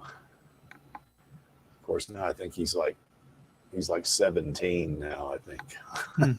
So, you know. Oh, the animated series, they went through 3 seasons. Yeah, that's right. And, Yeah, that's different. Yeah.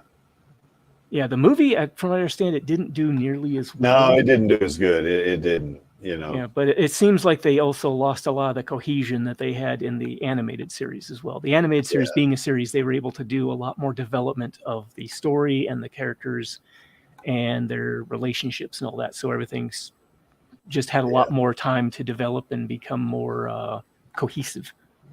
Yeah. What I like about that picture right there, you see the brick right on the ground there, right below, right to the just behind Alita. That they had that the brick was kind of like that in the movie. So whoever drew this, you know, and there's the artist. I can't read Japanese, obviously, but you know. Oh, Chaos, you can read Japanese. What does that say? At least you read Japanese pretty good when you're playing Martian Memory. So,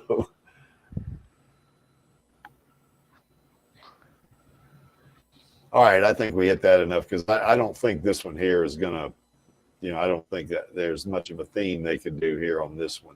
Looks artist signature. Yeah, that's right.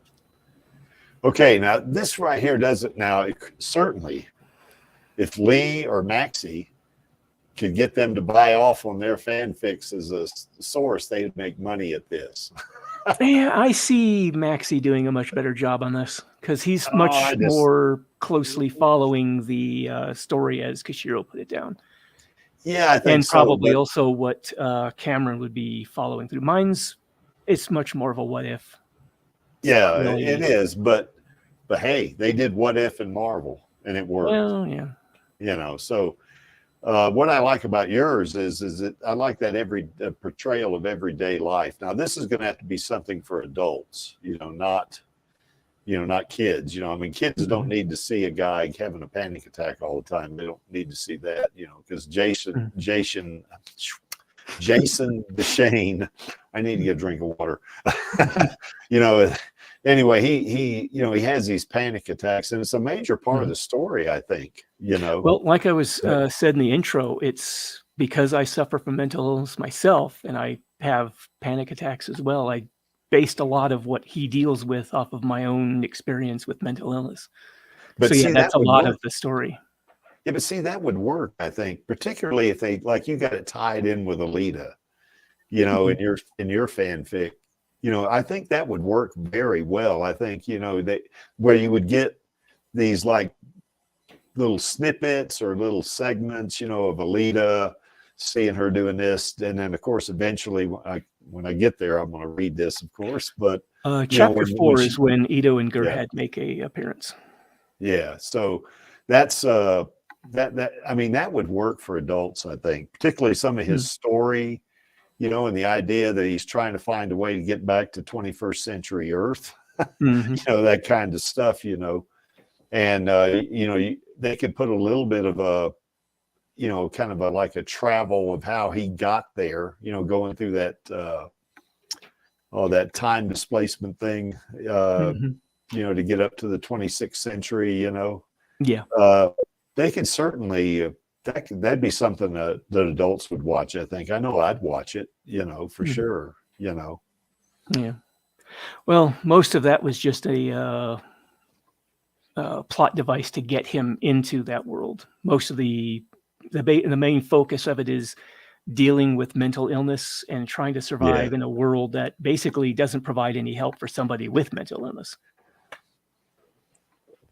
Yeah, I kind of interpreted it as now I'm not going to spoil too much in case anybody wants to read Lee's fanfic, but the way I saw it was he's driving from point A to point B, and he kind of drives through this time portal of some sort, and he crashes his car into a tree, wasn't it, or something like that? It was a little group of the bamboo type trees, basically. Yeah, that's right. Yeah. Okay. Ouch. And he gets out, and of course, everything seems, I broke my car or whatever. It was a truck. Well, he was driving down the street or driving down a country road. It was like broad daylight, middle of the day. Suddenly, there's a flash of white, and it's the middle of the night. And the first thing he does is hit the brakes. Then after he crashes, he turns the headlights on and realizes, why is there a jungle? Yeah. He's like, I was in Washington State. Why is there a jungle? Yeah, why is there a jungle here? And of course, it's not only a time travel thing, because in the movie, and that depends on how you want to look at it. In the movie, you get the impression, or what they want to give you the impression is that Iron City is really like Kansas City, which, one of the problems I have with that is certainly it's going to be more difficult to do geosynchronous orbit over Kansas City, although their technology may allow them to do it, or it could be. Well, I got the impression that in the manga, they chose Kansas City because the Earth's axial tilt had been knocked out of what it is right now. So it could be that Kansas was along the border, was along the equator at that point. Yeah. But with the movie version, where they have Zolom at is much more closer to where the equator is in today's Earth. So it's more where the Earth's more in line with the Earth's rotation. Yeah, well, one of the things I noted about it is I've driven through Kansas City quite a bit, and there's no mountains around there. I can tell you that. I mean, it's relatively flat compared to here. That's why when I first saw the shot of Zolom, Zolom and Iron City, and that wide shot when Hugo's driving his truck away, and I saw it even in the I heard him describe it rather in the audio book, and the mountains and all. I thought, okay, this is Denver. It's not Kansas City, because there are mountains here, and it's flat. Where Denver is flat. Well, the one in the movie is closer to South America. I think it's actually built over a city that was called Star City, which was built over Panama City. Yeah. So I think it was. Now, see, that makes more sense to me, but. Yeah. So how did he get from Washington State to Panama? And 300 years or 540 years later. Yeah. Well, the book I took I got the idea for that anomaly out of was from an fictional alternate history book where the same kind of anomaly, only much, much bigger, takes an entire Appalachian mining town and a nearby National Guard post, picks it up out of Appalachia, and thunks it down in the middle of medieval Europe. Jesus. Yeah. And all kinds of interesting things ensue from there. Well, Einstein's theory of relativity, who knows, I mean, certainly. Because, wormholes and black holes theoretically can exist, So anyway, that's not a story. We don't want to get too far afield on that one. Yeah. And certainly Maxie's fanfic. Now, I think Maxie's fanfic, they could do an animated series on that too, but I think that's more in tune with a sequel myself, Yeah. Well, like I said, it's the closest thing we've got to a sequel right now, because it follows so much more closely to both the manga and based off of the movie as well. So I think his would fit much more right along with what they would do anyway. Yeah. Maybe some of us that do videos, maybe we could collaborate and kind of put together like a presentation video of some kind. Yeah, it wouldn't be a movie, but you could do some scrolling of text for people to read, or who knows, and then maybe with some pictures or something like that, and make it a video. I think I can do that. I can do that. I just need to get the text, and I will play it as a scrolling down text. All right.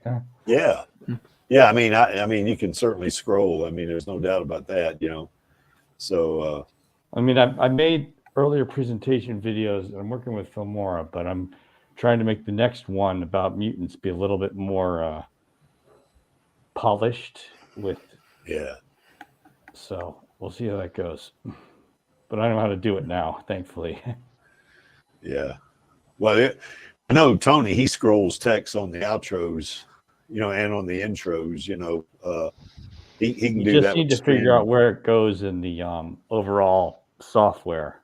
Well, I can do it with PowerPoint. I mean, I know how to do it, so I mean, maybe that's something we can collaborate on there, Chaos. I mean, who knows, Just let me know. Yeah. I've got the presentation. I just need to figure out how to send it to you guys.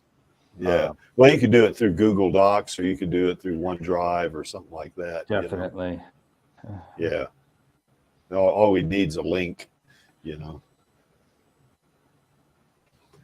So anyway, but the reason why I got this here is that there's no limit on the stories you can tell about Alita. Okay, maybe now Maxie's fanfic, that's going to be closer to canon, whereas Lee's is kind of a what if, like you said, but that's okay. I mean, it's still Alita. That's the way, because that's kind of what those side stories are in the original manga. Like if you get the box set, you get, you get the original canon, but then there's also that one side story too before Ito meets Alita, where he is first learning how to become a cyber surgeon, and he meets that young woman Carol, and everything that happens. There's nothing wrong with it, I think. Now, of course, in Maxie's fanfic, Alita's a more central figure, whereas in Lee's fanfic, she's kind of like an ancillary figure, but she's still prominent, for sure, but yeah. So, but they both work for me. So, okay. Yeah. Anyway, I think we hit that one good enough. And what about non-canon series? Totally. I mean, or stories rather. Maybe, hey, if Jason DeShane can travel to the 26th century, why can't Alita travel back to the 21st century and maybe compete in one of Creaky's powerlifting contests? So you can get beat by a girl. Yeah. But well, I mean, go ahead, Angel. I was just going to say, just get out while you can. No, I mean, when I go to these powerlifting, I want to win. There's no doubt about it, but I'm kind of doing it because for me, it's fun, I mean, there are people who can lift more than me. I mean, that's for sure, and I kind of like watching them do it, I mean, it's pretty neat. But think about having somebody like Alita, like you see on the left there,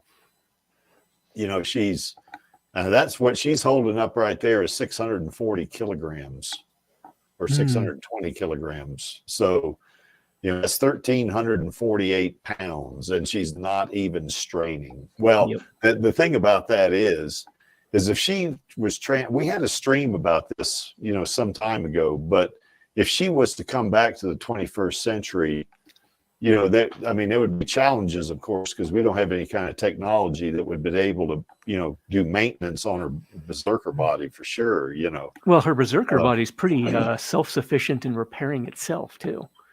I mean, it just requires some sort of material to replenish the maybe whatever reserves it has to effect repairs if it needs them.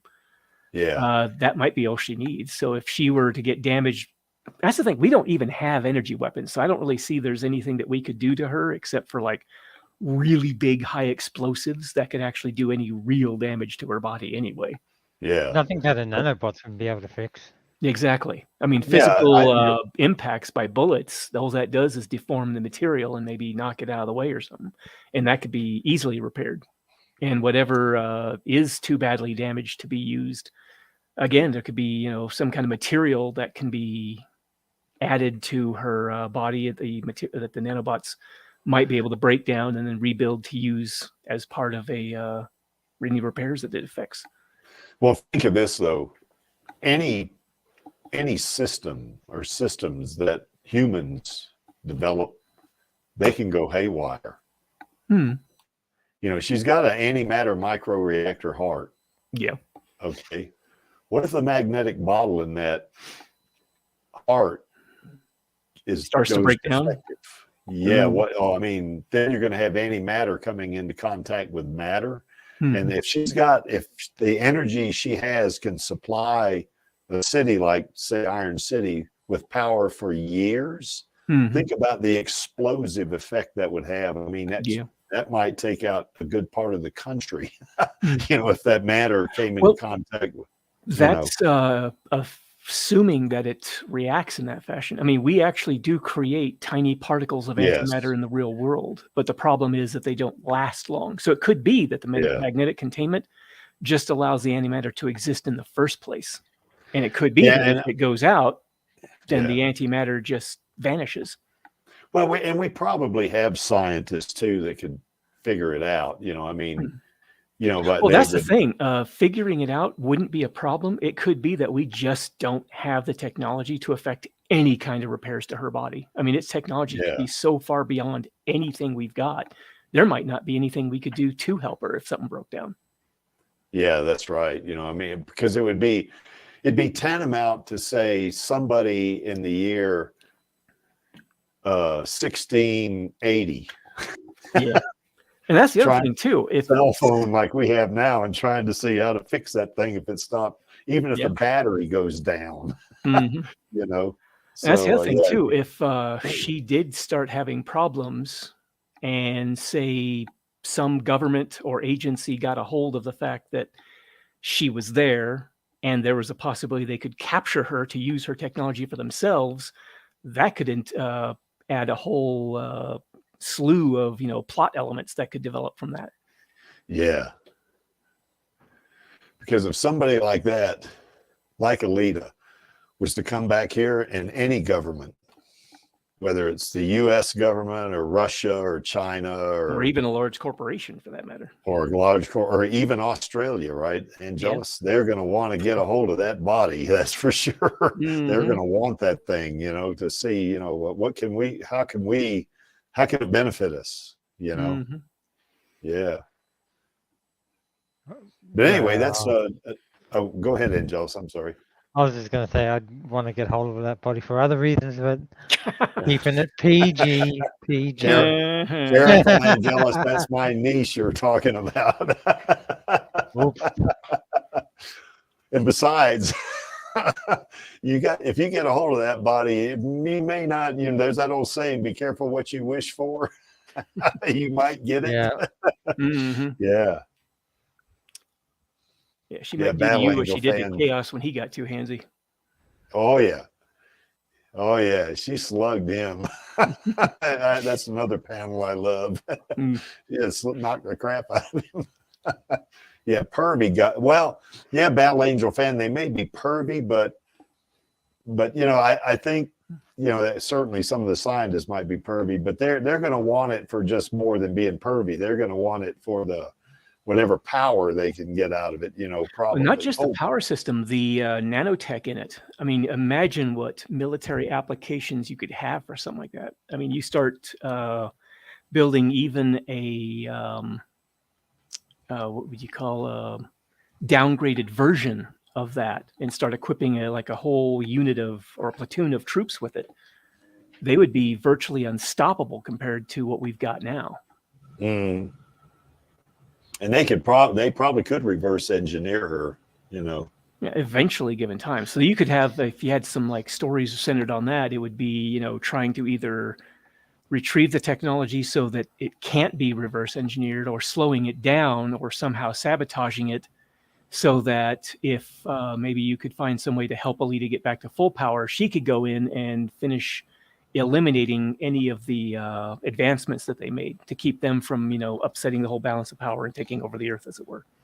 Well, hopefully what you would want is if you had a government that was more, this may sound like fiction to you, a government that was say more congenial about the whole thing, and they're not going to try to take her apart or anything like that, but they just want to study her, and maybe pay her, I mean, I mean, certainly, they could, hey, we'll pay you X number of dollars a month, if you'll let us study you so we could come Actually, up I with could see something like that happening if she were at full power and they were trying to, somehow capture her, and she just kept slaughtering all the forces they sent in to capture her. Yeah. Somebody in some, government, or maybe a CEO of some corporation might get in their heads like, why are we trying to capture her? Why don't we try to hire her? And maybe he can find, try to find some way of either manipulating her or getting her to hire on, maybe appealing to her. They find out she's kind of an idealist in some certain ways, and maybe they try to manipulate her in that fashion. And at least, temporarily they get her working for them or something. Yeah. And as they're doing that, they try and do like Zolom did, where they try and study her capabilities so they can make their own version of her or something. Yeah, like they did with the AR series. Yeah, exactly. Yeah, they could do something like that. Yeah, and some of their repairs could be a cover for them basically to take small samples of her nanotech as they try to study what her capabilities are and how they can reverse engineer them for their own use.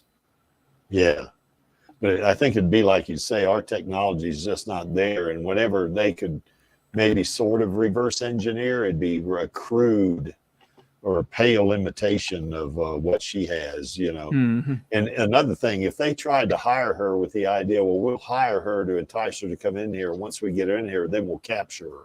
No, well, the problem that's going to be is that when they tried to capture her, she'd be in this building. She'd probably take down the building, getting out of there, So, that wouldn't be a very smart thing to do with her. You'd want her cooperation. You wouldn't want to... Yeah. You like I said, that's why you would have the guy, maybe have the villain or something like that be smart enough to know that. So he does everything he can to basically sort of play along to her ideals to get her to do what they want until they can get what they need from her without necessarily letting on what's going on. Yeah. Well, let's ask. I was just going to say, let's ask Obadiah how that went for him. Yeah. Oh, Obadiah Stane. Yeah. Mm-hmm. That didn't work. No. But I kind of figure, you'd have to have a really smart, really capable villain who would be able to do something like that. Otherwise, they're just going to get backhanded. Yeah, they're going to get her. They're going to get her backhand in a much more severe way, like Chaos and Figure 4 got. Because she's going to be way too much. Mm-hmm. Yeah. And you see on the right there, it'd be kind of cool to see her kind of adapt, to the current culture. And, she's got this job now that pays big bucks, and she can buy neat, like sport vehicles like she's leaning on right there. And, maybe becomes a celebrity and stuff like that. That'd be kind of a neat anime, I think. And that could also become, if you did the whole thing where a corporation or government tried to get her manipulated into, going along with them, that could enter into this whole thing where she goes out and starts interacting with the people, and then she starts finding out from them maybe certain shady sides of the people she's working with. Yeah. Which maybe sets up some conflicts with them. Yeah, and then that kind of maybe then when they figure out when they learn she's figured them out, then they go back to the old, well, let's try to capture her now. Or somehow neutralize her or something, and that ends up backfiring big time. Yeah. Yeah. And they might try the whole, hold a bunch of innocent people hostage, and it's like you either cooperate or we kill all these people type of thing. But I could see her on her dark side. Mm-hmm. If she'd look at them and you kill those people, and there's no place you can hide. Yeah. I will get you. Yep. I mean, Alita, she does have a dark side, Oh, yeah. that's for sure. Yeah. So yeah, she can do it. I think that would be Maxie says it'd be like Lex Luthor, yeah, that's right. Yeah. You mean Jeff Bezos? Because that's the Elon thing. Musk. He reminds me of kinda Lex look Luthor. like- he's yeah, he does bald. kinda, He's doesn't like he? massively rich. He does all this evil shit. Tries to pass himself off as a good guy. Yeah, well, he does give a lot of money to charity. I know that. So, He seems to, but he yeah, seems to have a lot of strings attached to some of it too. yeah, So, that's right. Maxie, why aren't you in here? He's Just probably doing yard and garage sailing. That's what he's doing, Okay. probably. Hmm. So anyway, we got a whole Otherwise, lot of outside. different non-canon stories that would work, I think. Mhm. Here's another one I think that would really, I think this would work. Particularly in anime crossovers. Like, for instance, there's a crossover between the DCEU and the Teenage Mutant Ninja Turtles, isn't there, Angelus, where Batman fights the Turtles, and he fights Shredder too, doesn't he? I If think I'm there was not actually an mistaken. animated one that I wanted to see. Actually, it was Batman versus. At first, it was the Turtles. Then he finds out they're the good guys, and that Shredder's the bad guy, and he tries to go up against Shredder, and the two of them end up evenly matched or something. Yeah, something like that. Yeah. And so, what would be cool? You see on the left there, that's Mhm. Genos. And Yeah, we I did a recognize stream him on- from One Punch Man. I'm still Yeah, waiting for that's right. season 2 to come out on Netflix. Well, it was on Adult Stream. Season 1 is, I think, isn't it? Or Well, season 1 is on Netflix, but the season 2 has come out. I've only managed to catch little snippets of it on YouTube. It hasn't come out on Netflix yet. I'm hoping it does at some point. Yeah, I really like One Punch Man. It's kind of funny, that he puts up with the villain long enough, and then he just punches him one time, and it's over. Yeah. it's kind of funny, But you see there's Genos. Mhm. Now, I haven't determined whether he's a cyborg or whether he's a an cyborg. android. No, he's a Okay. cyborg. So Yeah, he was yeah. a young kid who was found by the doctor who takes care of him and Casino. upgrades him. Yeah, Casino. And but he was found as a kid after his town or village, can't remember which exactly it was destroyed by some kind of villain. And so he's searching for the villain who destroyed his home and his family. And the doctor is helping him get all these upgrades so he can find the guy and fight him. And he's learning how to fight from One Punch Man. So Mhm. yeah, they actually become roommates, don't they? He becomes One Punch Man's student. Yeah, that's right. Even And though they end up Man living is together. he's a C-level hero and he's an S-level hero. Mhm. I think One Punch Man failed the written test or something. Or something, yeah. Yeah, something like that. But that would be a cool crossover in an animated series. You couldn't do it. I don't think you could do it in a real movie. Yeah. Maybe you could. I don't know. But I think it'd be more effective in anime, But I can I like see the idea of that Transformers one there. I've always been a Yeah, big that'd be cool. That'd be cool. As a matter of fact, since there is a Transformers set of movies, Mhm. then that can There's be a whole not bunch of just animated series they've had out too. Yeah, Slew of absolutely. And Alita could fit into that because she's of course Transformers. They're like big robots, I guess. Yeah, they're artificially sentient intelligent. machines. Yeah, that's right. And she's a cyborg, but I think that would she'd feel somewhat of a kinship with him, I think.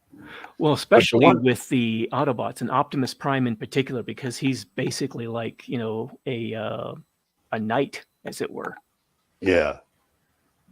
Yeah, I think she would get along famously with Optimus Prime, I think. And Bumblebee, I think she'd get along famously with them. Yeah.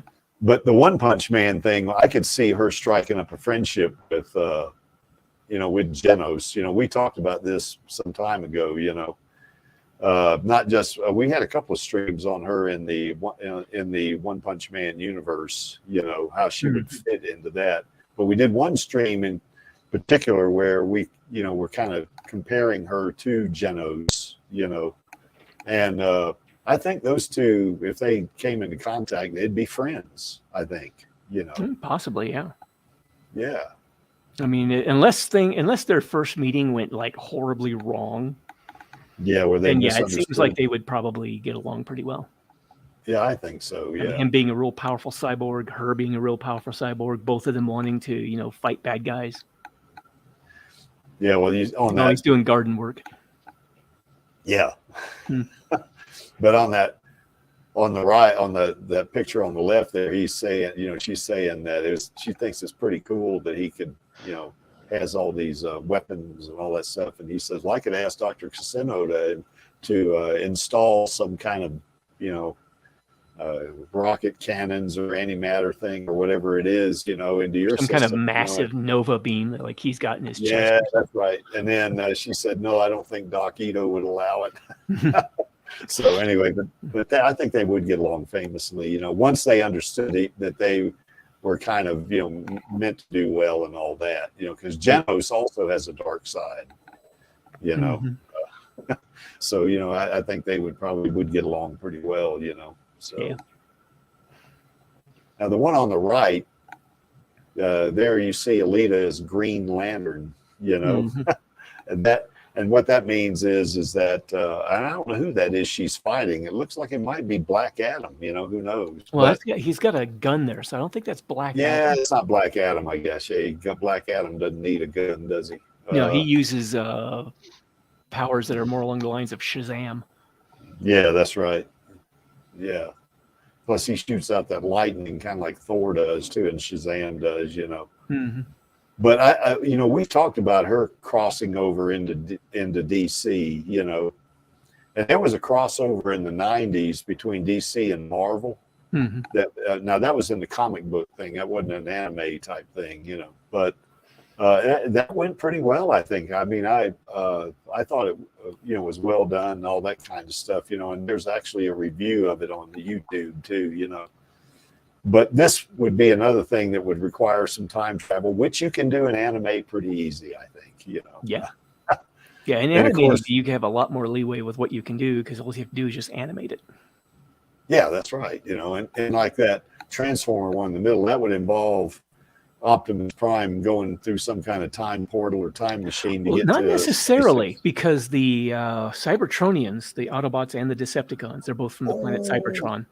They That's live right. a really, really long time unless they're actually killed. Okay, so that could you be could have yeah.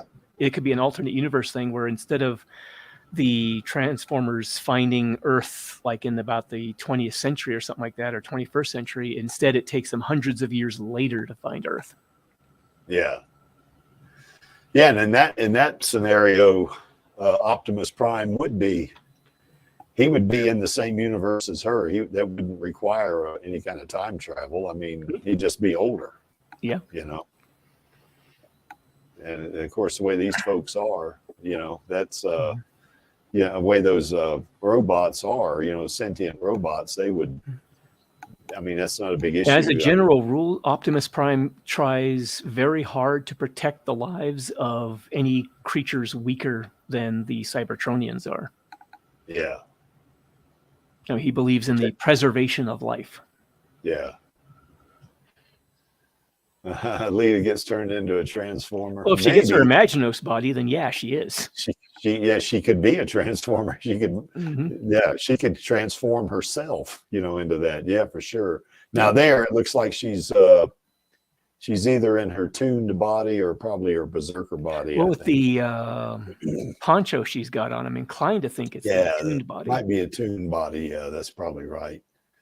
So yeah, but she gets that Imaginos 2.1 body. Yeah, she'd fit right in, wouldn't she? Because she's an android herself in that body. So you know, so yeah, they would be more kindred spirits, I think. And in the DC universe, they could do that.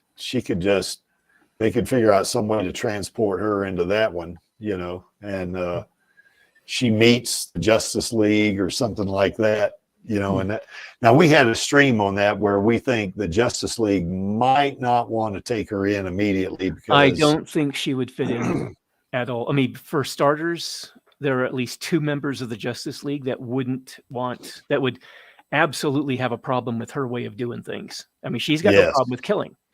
Yeah. Superman and Batman, for starters, have strong codes against killing.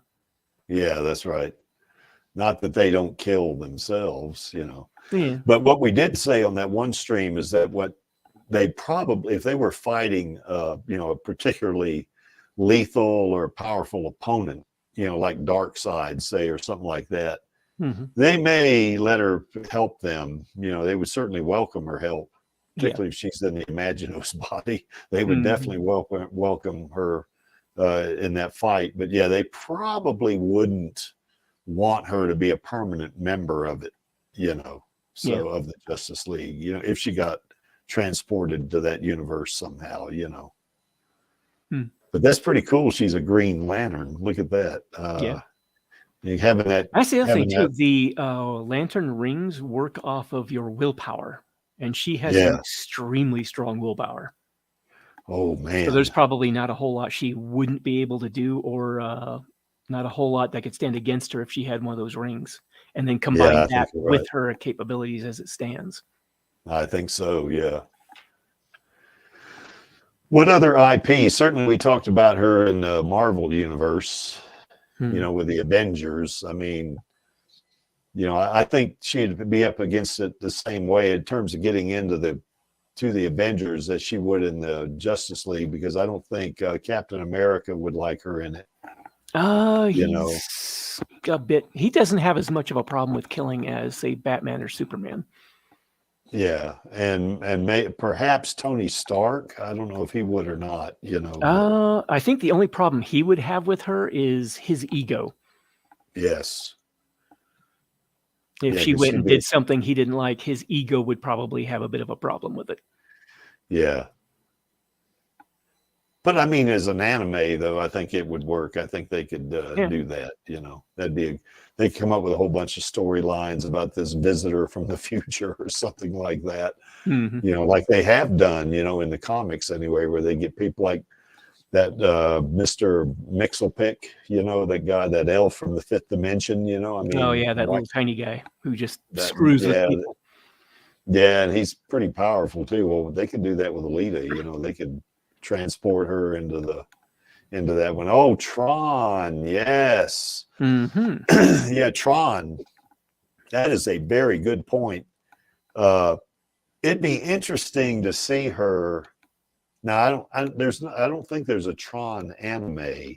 Is there? There is a animated series, but it's more CGI animated. Okay, yeah. So anyway, I think it's called Tron Resistance, I think. Okay, yeah, that sounds right. So anyway, but they would, you know, her getting into the system, kind of like, you know, originally Jeff Bridges' character did, you know, the guy that played Obadiah. He was in the first Tron movie, you know. Yeah, he was also in the second Tron movie too. Yeah, he was. Yes, he was. And they CGI'd the heck out of his face too, didn't they? For one part where he was younger with his son. Yeah, otherwise it was his real age in the later. Yeah, that's right. So, but yeah, I think that would work, and that she would fit well in that series because she's kind of her body's kind of a walking set of computers anyway, isn't it? I mean, nanomachines. I mean, yeah, I think. I mean, there'd have to be all kinds of massive computer systems and massive, powerful processors helping to, you know, keep everything running right alongside with her brain, because it would all have to be able to read her intentions to do a lot of stuff that it does. And she, even in that one, she'd have some immense power, wouldn't she? She would. Yeah, that's the thing. If she got digitized into the digital space, she might not be any more powerful than any other program. Maybe not. Yeah. I mean, it depends how it, translates her how and they her wanted body to do it. into it. Yeah. Yeah. One of the things Yeah. I thought would be interesting in Tron Legacy, the second movie, Yeah. that one program, Clue, is trying to invade the real world. And Yeah, I that's always thought right. it would be interesting. What if he succeeded? Whoa. Yeah. And then have her just show up in the real world as his forces are like, starting to take over the earth and like sort of format it into whatever it is that Clue was trying to turn the real world into. And maybe she's in the Imaginos 2.1 body. Yeah, maybe. Or possibly the Berserker body if you didn't want her, Yeah, want or her the to be Berserker too body. overpowered. So, it'd be a little bit more of a fight, maybe. Yeah, I think so, I definitely think she could fit in the Teenage Ninja Turtles universe, though. I do think that, because if they've already had Batman there, they can have Alita, for sure. Yeah. So. And the TMNT universe, all the various stories they've had, there's been a lot of time travel in those. Yeah. What other IPs? People in the chat. Any other IPs? We talked about. Oh, and Tron. Battle Angel pretty fan, if you're curious of the name of the sequel, it's Tron Legacy. Okay, yeah. Yeah.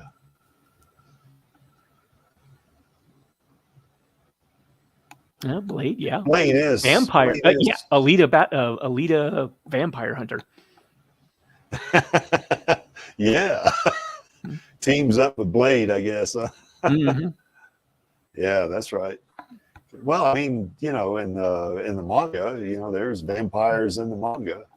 Mm-hmm. Karula, I guess, is the last one, isn't she? I mean, she Yeah. killed Victor, I guess. So, he's no longer in the Alita verse, I guess. So, kind of knocks that old thing about vampires being immortal. That kind of knocks that on its ear, doesn't it? Yeah. It would be awesome. That's right, Battle Angel fan. It sure would be. Yeah.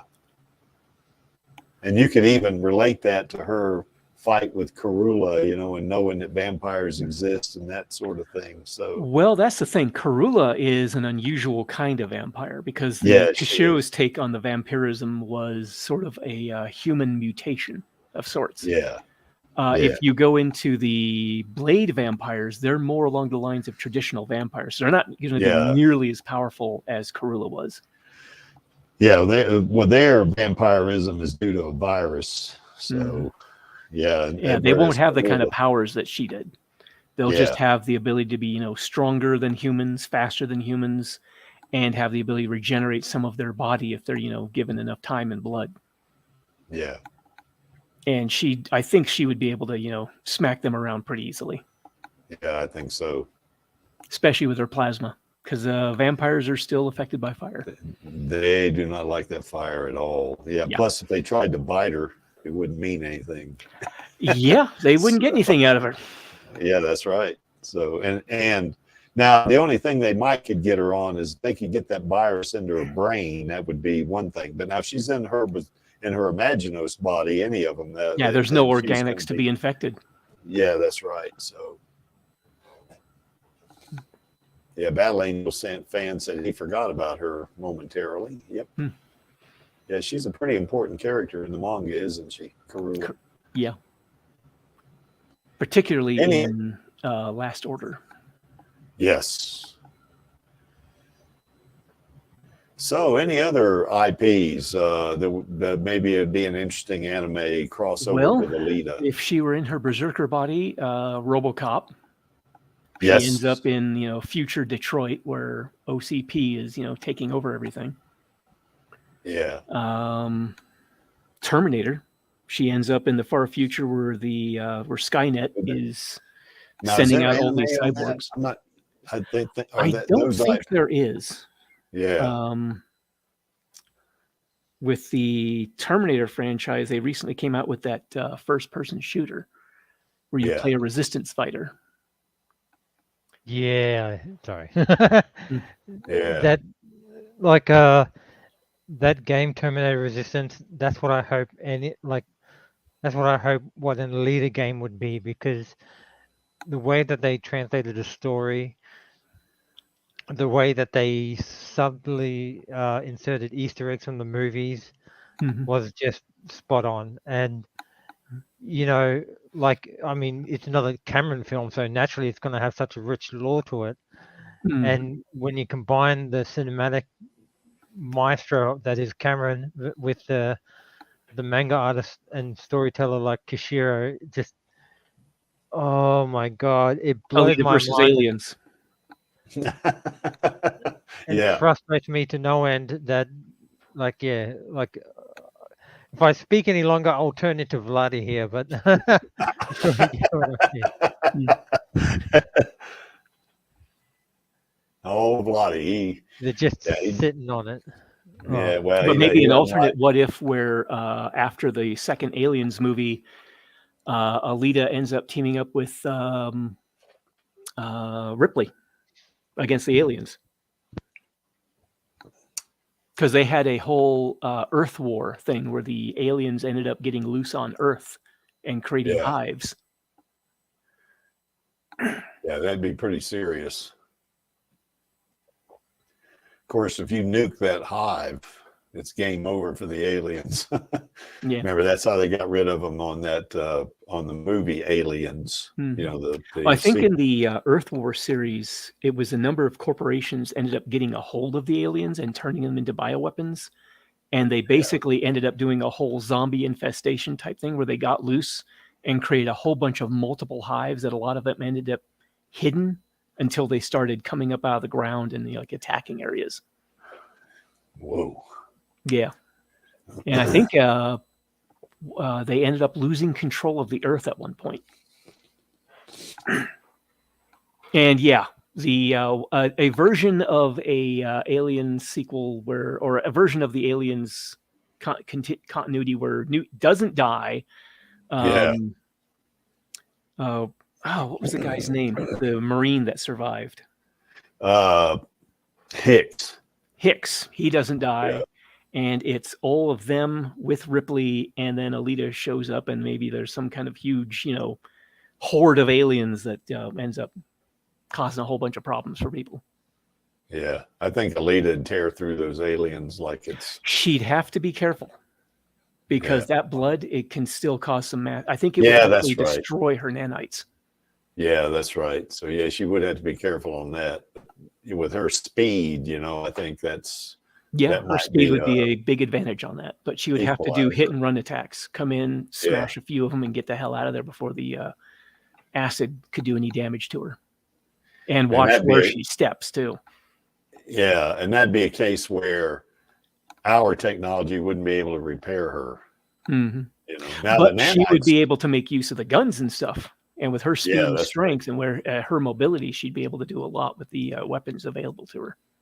Plus, if they got her the right materials, maybe the nanites, because my impression of those nanites is they're like what's called von Neumann machines. In other words, they can build copies of themselves. Maybe. I have a feeling that in order to stop any kind of gray goo scenario from happening, they would probably make them more. They can repair materials to a certain specification. With resources available. So you'd have to have some sort of resources that they could break down and then build up into patches to replace parts that she might have lost or something. Yeah, that's right. Because in the manga, she can regrow limbs. Mm-hmm.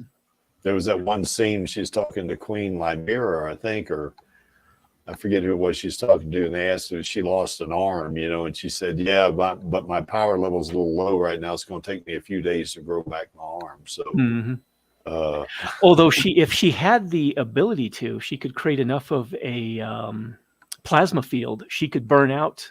She could create some kind of a plasma field that vaporizes the acid before it gets to her. So she could create kind of like a shield or something. Yeah, that's right. She could do that. Oh, the Thing. Yes. Yeah, the Thing wouldn't be able to do anything to her because her brain is inside of an armored skull. So there's no flesh for it to infect and try to take over. Yeah, and with her plasma, she could blow the Thing apart and burn it, vaporize it. Man, I'm telling you, you see that one on the right there where she's Green Lantern, Mm-hmm. Can you imagine fighting somebody who could shoot plasma out of each of her fingers. I mean, God Almighty. Well, that's the thing. If she has a Green Lantern ring, she doesn't even have to get anywhere near you. No, that's right. You probably could project that plasma, and then you would be in trouble. So, but yeah, only if it got to her brain, and her brain is contained inside of that armored inside of an armored skull. So I don't see it really getting into her brain at all unless some serious breach happened. And if that happened, I think she's got a lot more problems than just the thing to worry about. Yeah, that's right. Okay, well, we've been going on for over 2 hours. Any other IPs? The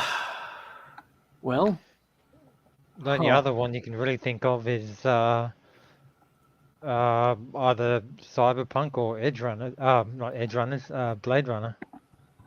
Yeah, some other type of cyberpunk dystopian world.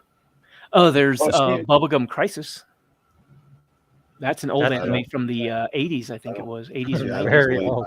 Yeah. I don't know that one. Oh, I love that one. That one was, it was a team of 4 women who wore power armor and went up against this giant corporation called Genom, I think it was, that was creating these bioweapons and letting them loose on the city to see how well they did against the local law enforcement. And the women were trying to stop them from causing a lot of damage and, killing lots of people. A little bit like Black Lotus, huh, Angelus? Very, yeah. Yeah. Yeah, Alita and Edge Runners. Yeah, I saw that was really good. Yeah. But yeah, they're the only other IPs that I can really think of. Yeah. Unless you want to get into like Star Trek, Star Wars, and other stuff like that, which I'm not sure they really fit into. Well, the anime in Star Wars, in Star Trek, rather, I don't know if they got any more modern anime or not. The one from the 70s, I think it was pretty simple anime, I mean, it was entertaining, but it wasn't as good, But now, some of the Star Wars, that's going to involve time travel, of course, because that happened in the galaxy a long way away and a long time ago. So she'd have to get into something. It might even be some kind of universe shifting involved in that one. Yeah, it could be. Maybe she goes through a wormhole that connects 2 universes or something, they could do something like that, where in that universe, maybe the time frame that they have there is different or something, I don't know. So, wouldn't you like to see her fight Darth Vader? She would have trouble with Darth Vader because Darth Vader, he has the power of telekinesis, so that's going to be something for her to deal with. Now, I think she's going to have a speed advantage on him, particularly in the Imaginos body, but I don't think his telekinesis would be have much of an effect on her in her Imaginos body because she can imagine a lot of different things, to be able to combat that. So if she's in Imaginos body, she's going to pretty much be able to take anybody. I think maybe Superman might be able to beat her, but or say Black Adam or somebody like that. But that.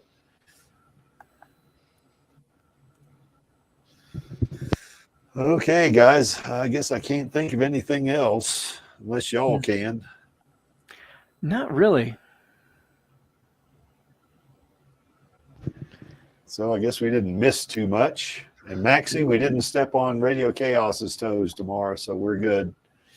I wanted to do this stream on anime because I wanted to kind of let that flow right into the Radio Chaos discussion tomorrow, So we're going to talk a little bit more about, about how it would, how it would play, how a new anime would play, So we didn't kind of go into that here, hopefully, Yeah, Lita does love her Uncle Creek. She does. And there's our queen right there, Rosa, man. That Rosa's number 1, man. She's really great, great actress. I mean, actor. Sorry, Maxie. Great actor. And I think she doesn't get enough credit, I think, for what she did in Alita. You know, I think I don't know what's wrong with Hollywood, you know, and Disney. I don't know what's up with that, you know, but I think that's a long list myself, but yeah. Yeah, probably, you know. So I know I used to own Disney stock and I sold it because it was underperforming. So anyway, that's the way that goes. Yeah. But anyway, Rose is #1 in the Creeks book, and it certainly doesn't hurt that she's pretty. And like I do here lately, I've been doing a shout out to Elle Lamont. You know, she's our other girl, you know, Screwhead, you know. And I'm going to get a little bitty shout out to Jessie Fisher. You know, she was on the stream last week. Oh, man, she was great, man. Yeah, she was a lot of fun. You know, she was only originally going to be with us for 30 minutes, but she stayed for a little over an hour, I think. I think that's the way it always goes when we have guests on Radio Chaos, you know. Okay, so anyway, we won't talk about this, Angelus. I think you're the host tomorrow, I think. Maxie is, I think, but I'll be there to back him up. Okay. Well, could Alita do well in another type of anime story? You know, I mean, to me, I know Maxie, he was telling me, oh man, that's going to be too close to what we're doing on Radio Chaos. Well, I hope we didn't step on toes too much, but well, that's the thing. If you're talking about another type of story, then that probably opens up a lot of different options. Because if you're talking about like what we were talking about, that's her being, you know, still her cyborg self. But if you put her in other types of stories, and then you could just be talking about Alita the person, and that could mean that she ends up not necessarily being a cyborg. So you could put her in a Western or an old Japanese style samurai, or you know, something.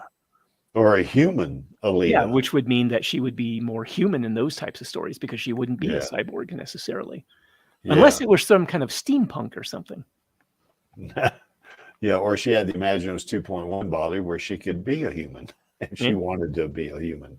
So anyway, it is what it is. So, but that's going to be a lot of fun too. I think we go a lot of different directions with that one. I think so because you know, anime, you can pretty much do anything you want with anime. You know, I mean, it's, you know, I mean, we could make Alita an anime. We could make her more like a certain scientific railgun, you know. I mean, we could do that. Yeah, I was just thinking that actually. Yeah. That's Maxie. I still haven't seen all that. Maxie's been after me to finish off. I think I got like 8 episodes to go, and he's trying to get me to finish it off, and I just hadn't had time to do it. So, okay. So I guess that's pretty much it. Please join us for Radio Chaos tomorrow. I'm going to have to catch the rerun on it, I'm afraid. Yeah, well, it'll be there, that's for sure, you know. So why is this image here? Well, we know why it's here, because the Creek likes it, and he's running the stream. And Space Pirates Alita. That's right. And to paraphrase Gruishka, I am only here for our girl. You know, where he said, I'm only here for the girl. Well, we're only here for our girl. Yep. And the Alita Army, of course. And everybody in the Alita Army is only here for our girl. That's for sure. You know? Bodacious Space Pirates Alita. Yes, that would be pretty well. You know, in the manga, you know, she is in space some, isn't she? I mean, that's for sure, you know? Yeah. I don't know. I hadn't gotten a response from Mike Reyes. Maxie, I don't know if he is or not. I'll double check my DMs, you know, and see. But I definitely sent him a link, you know, so he knows he's invited. That's for sure. So, and I know he wants to come on Radio Chaos too. I know he wants to do that. So, hopefully he'll be able to do it. Okay, so I guess that wraps it up for the live stream, and you know, and our call to action is on my count of 3, and that would be 1, 2, 3. Film those sequels, baby. And we'll see you next week on the Alita live stream, and we will see you tomorrow on Radio Chaos. Take care, everybody. All right, bye. What's up, Alita Army? This is Hot Toys Alita, and I hope you enjoyed this week's Alita Livestream. Please join my Uncle Creek, Angelus, and our other guests for next week's show. Remember, I do not stand by in the presence of evil, and film those sequels, baby. See you next time.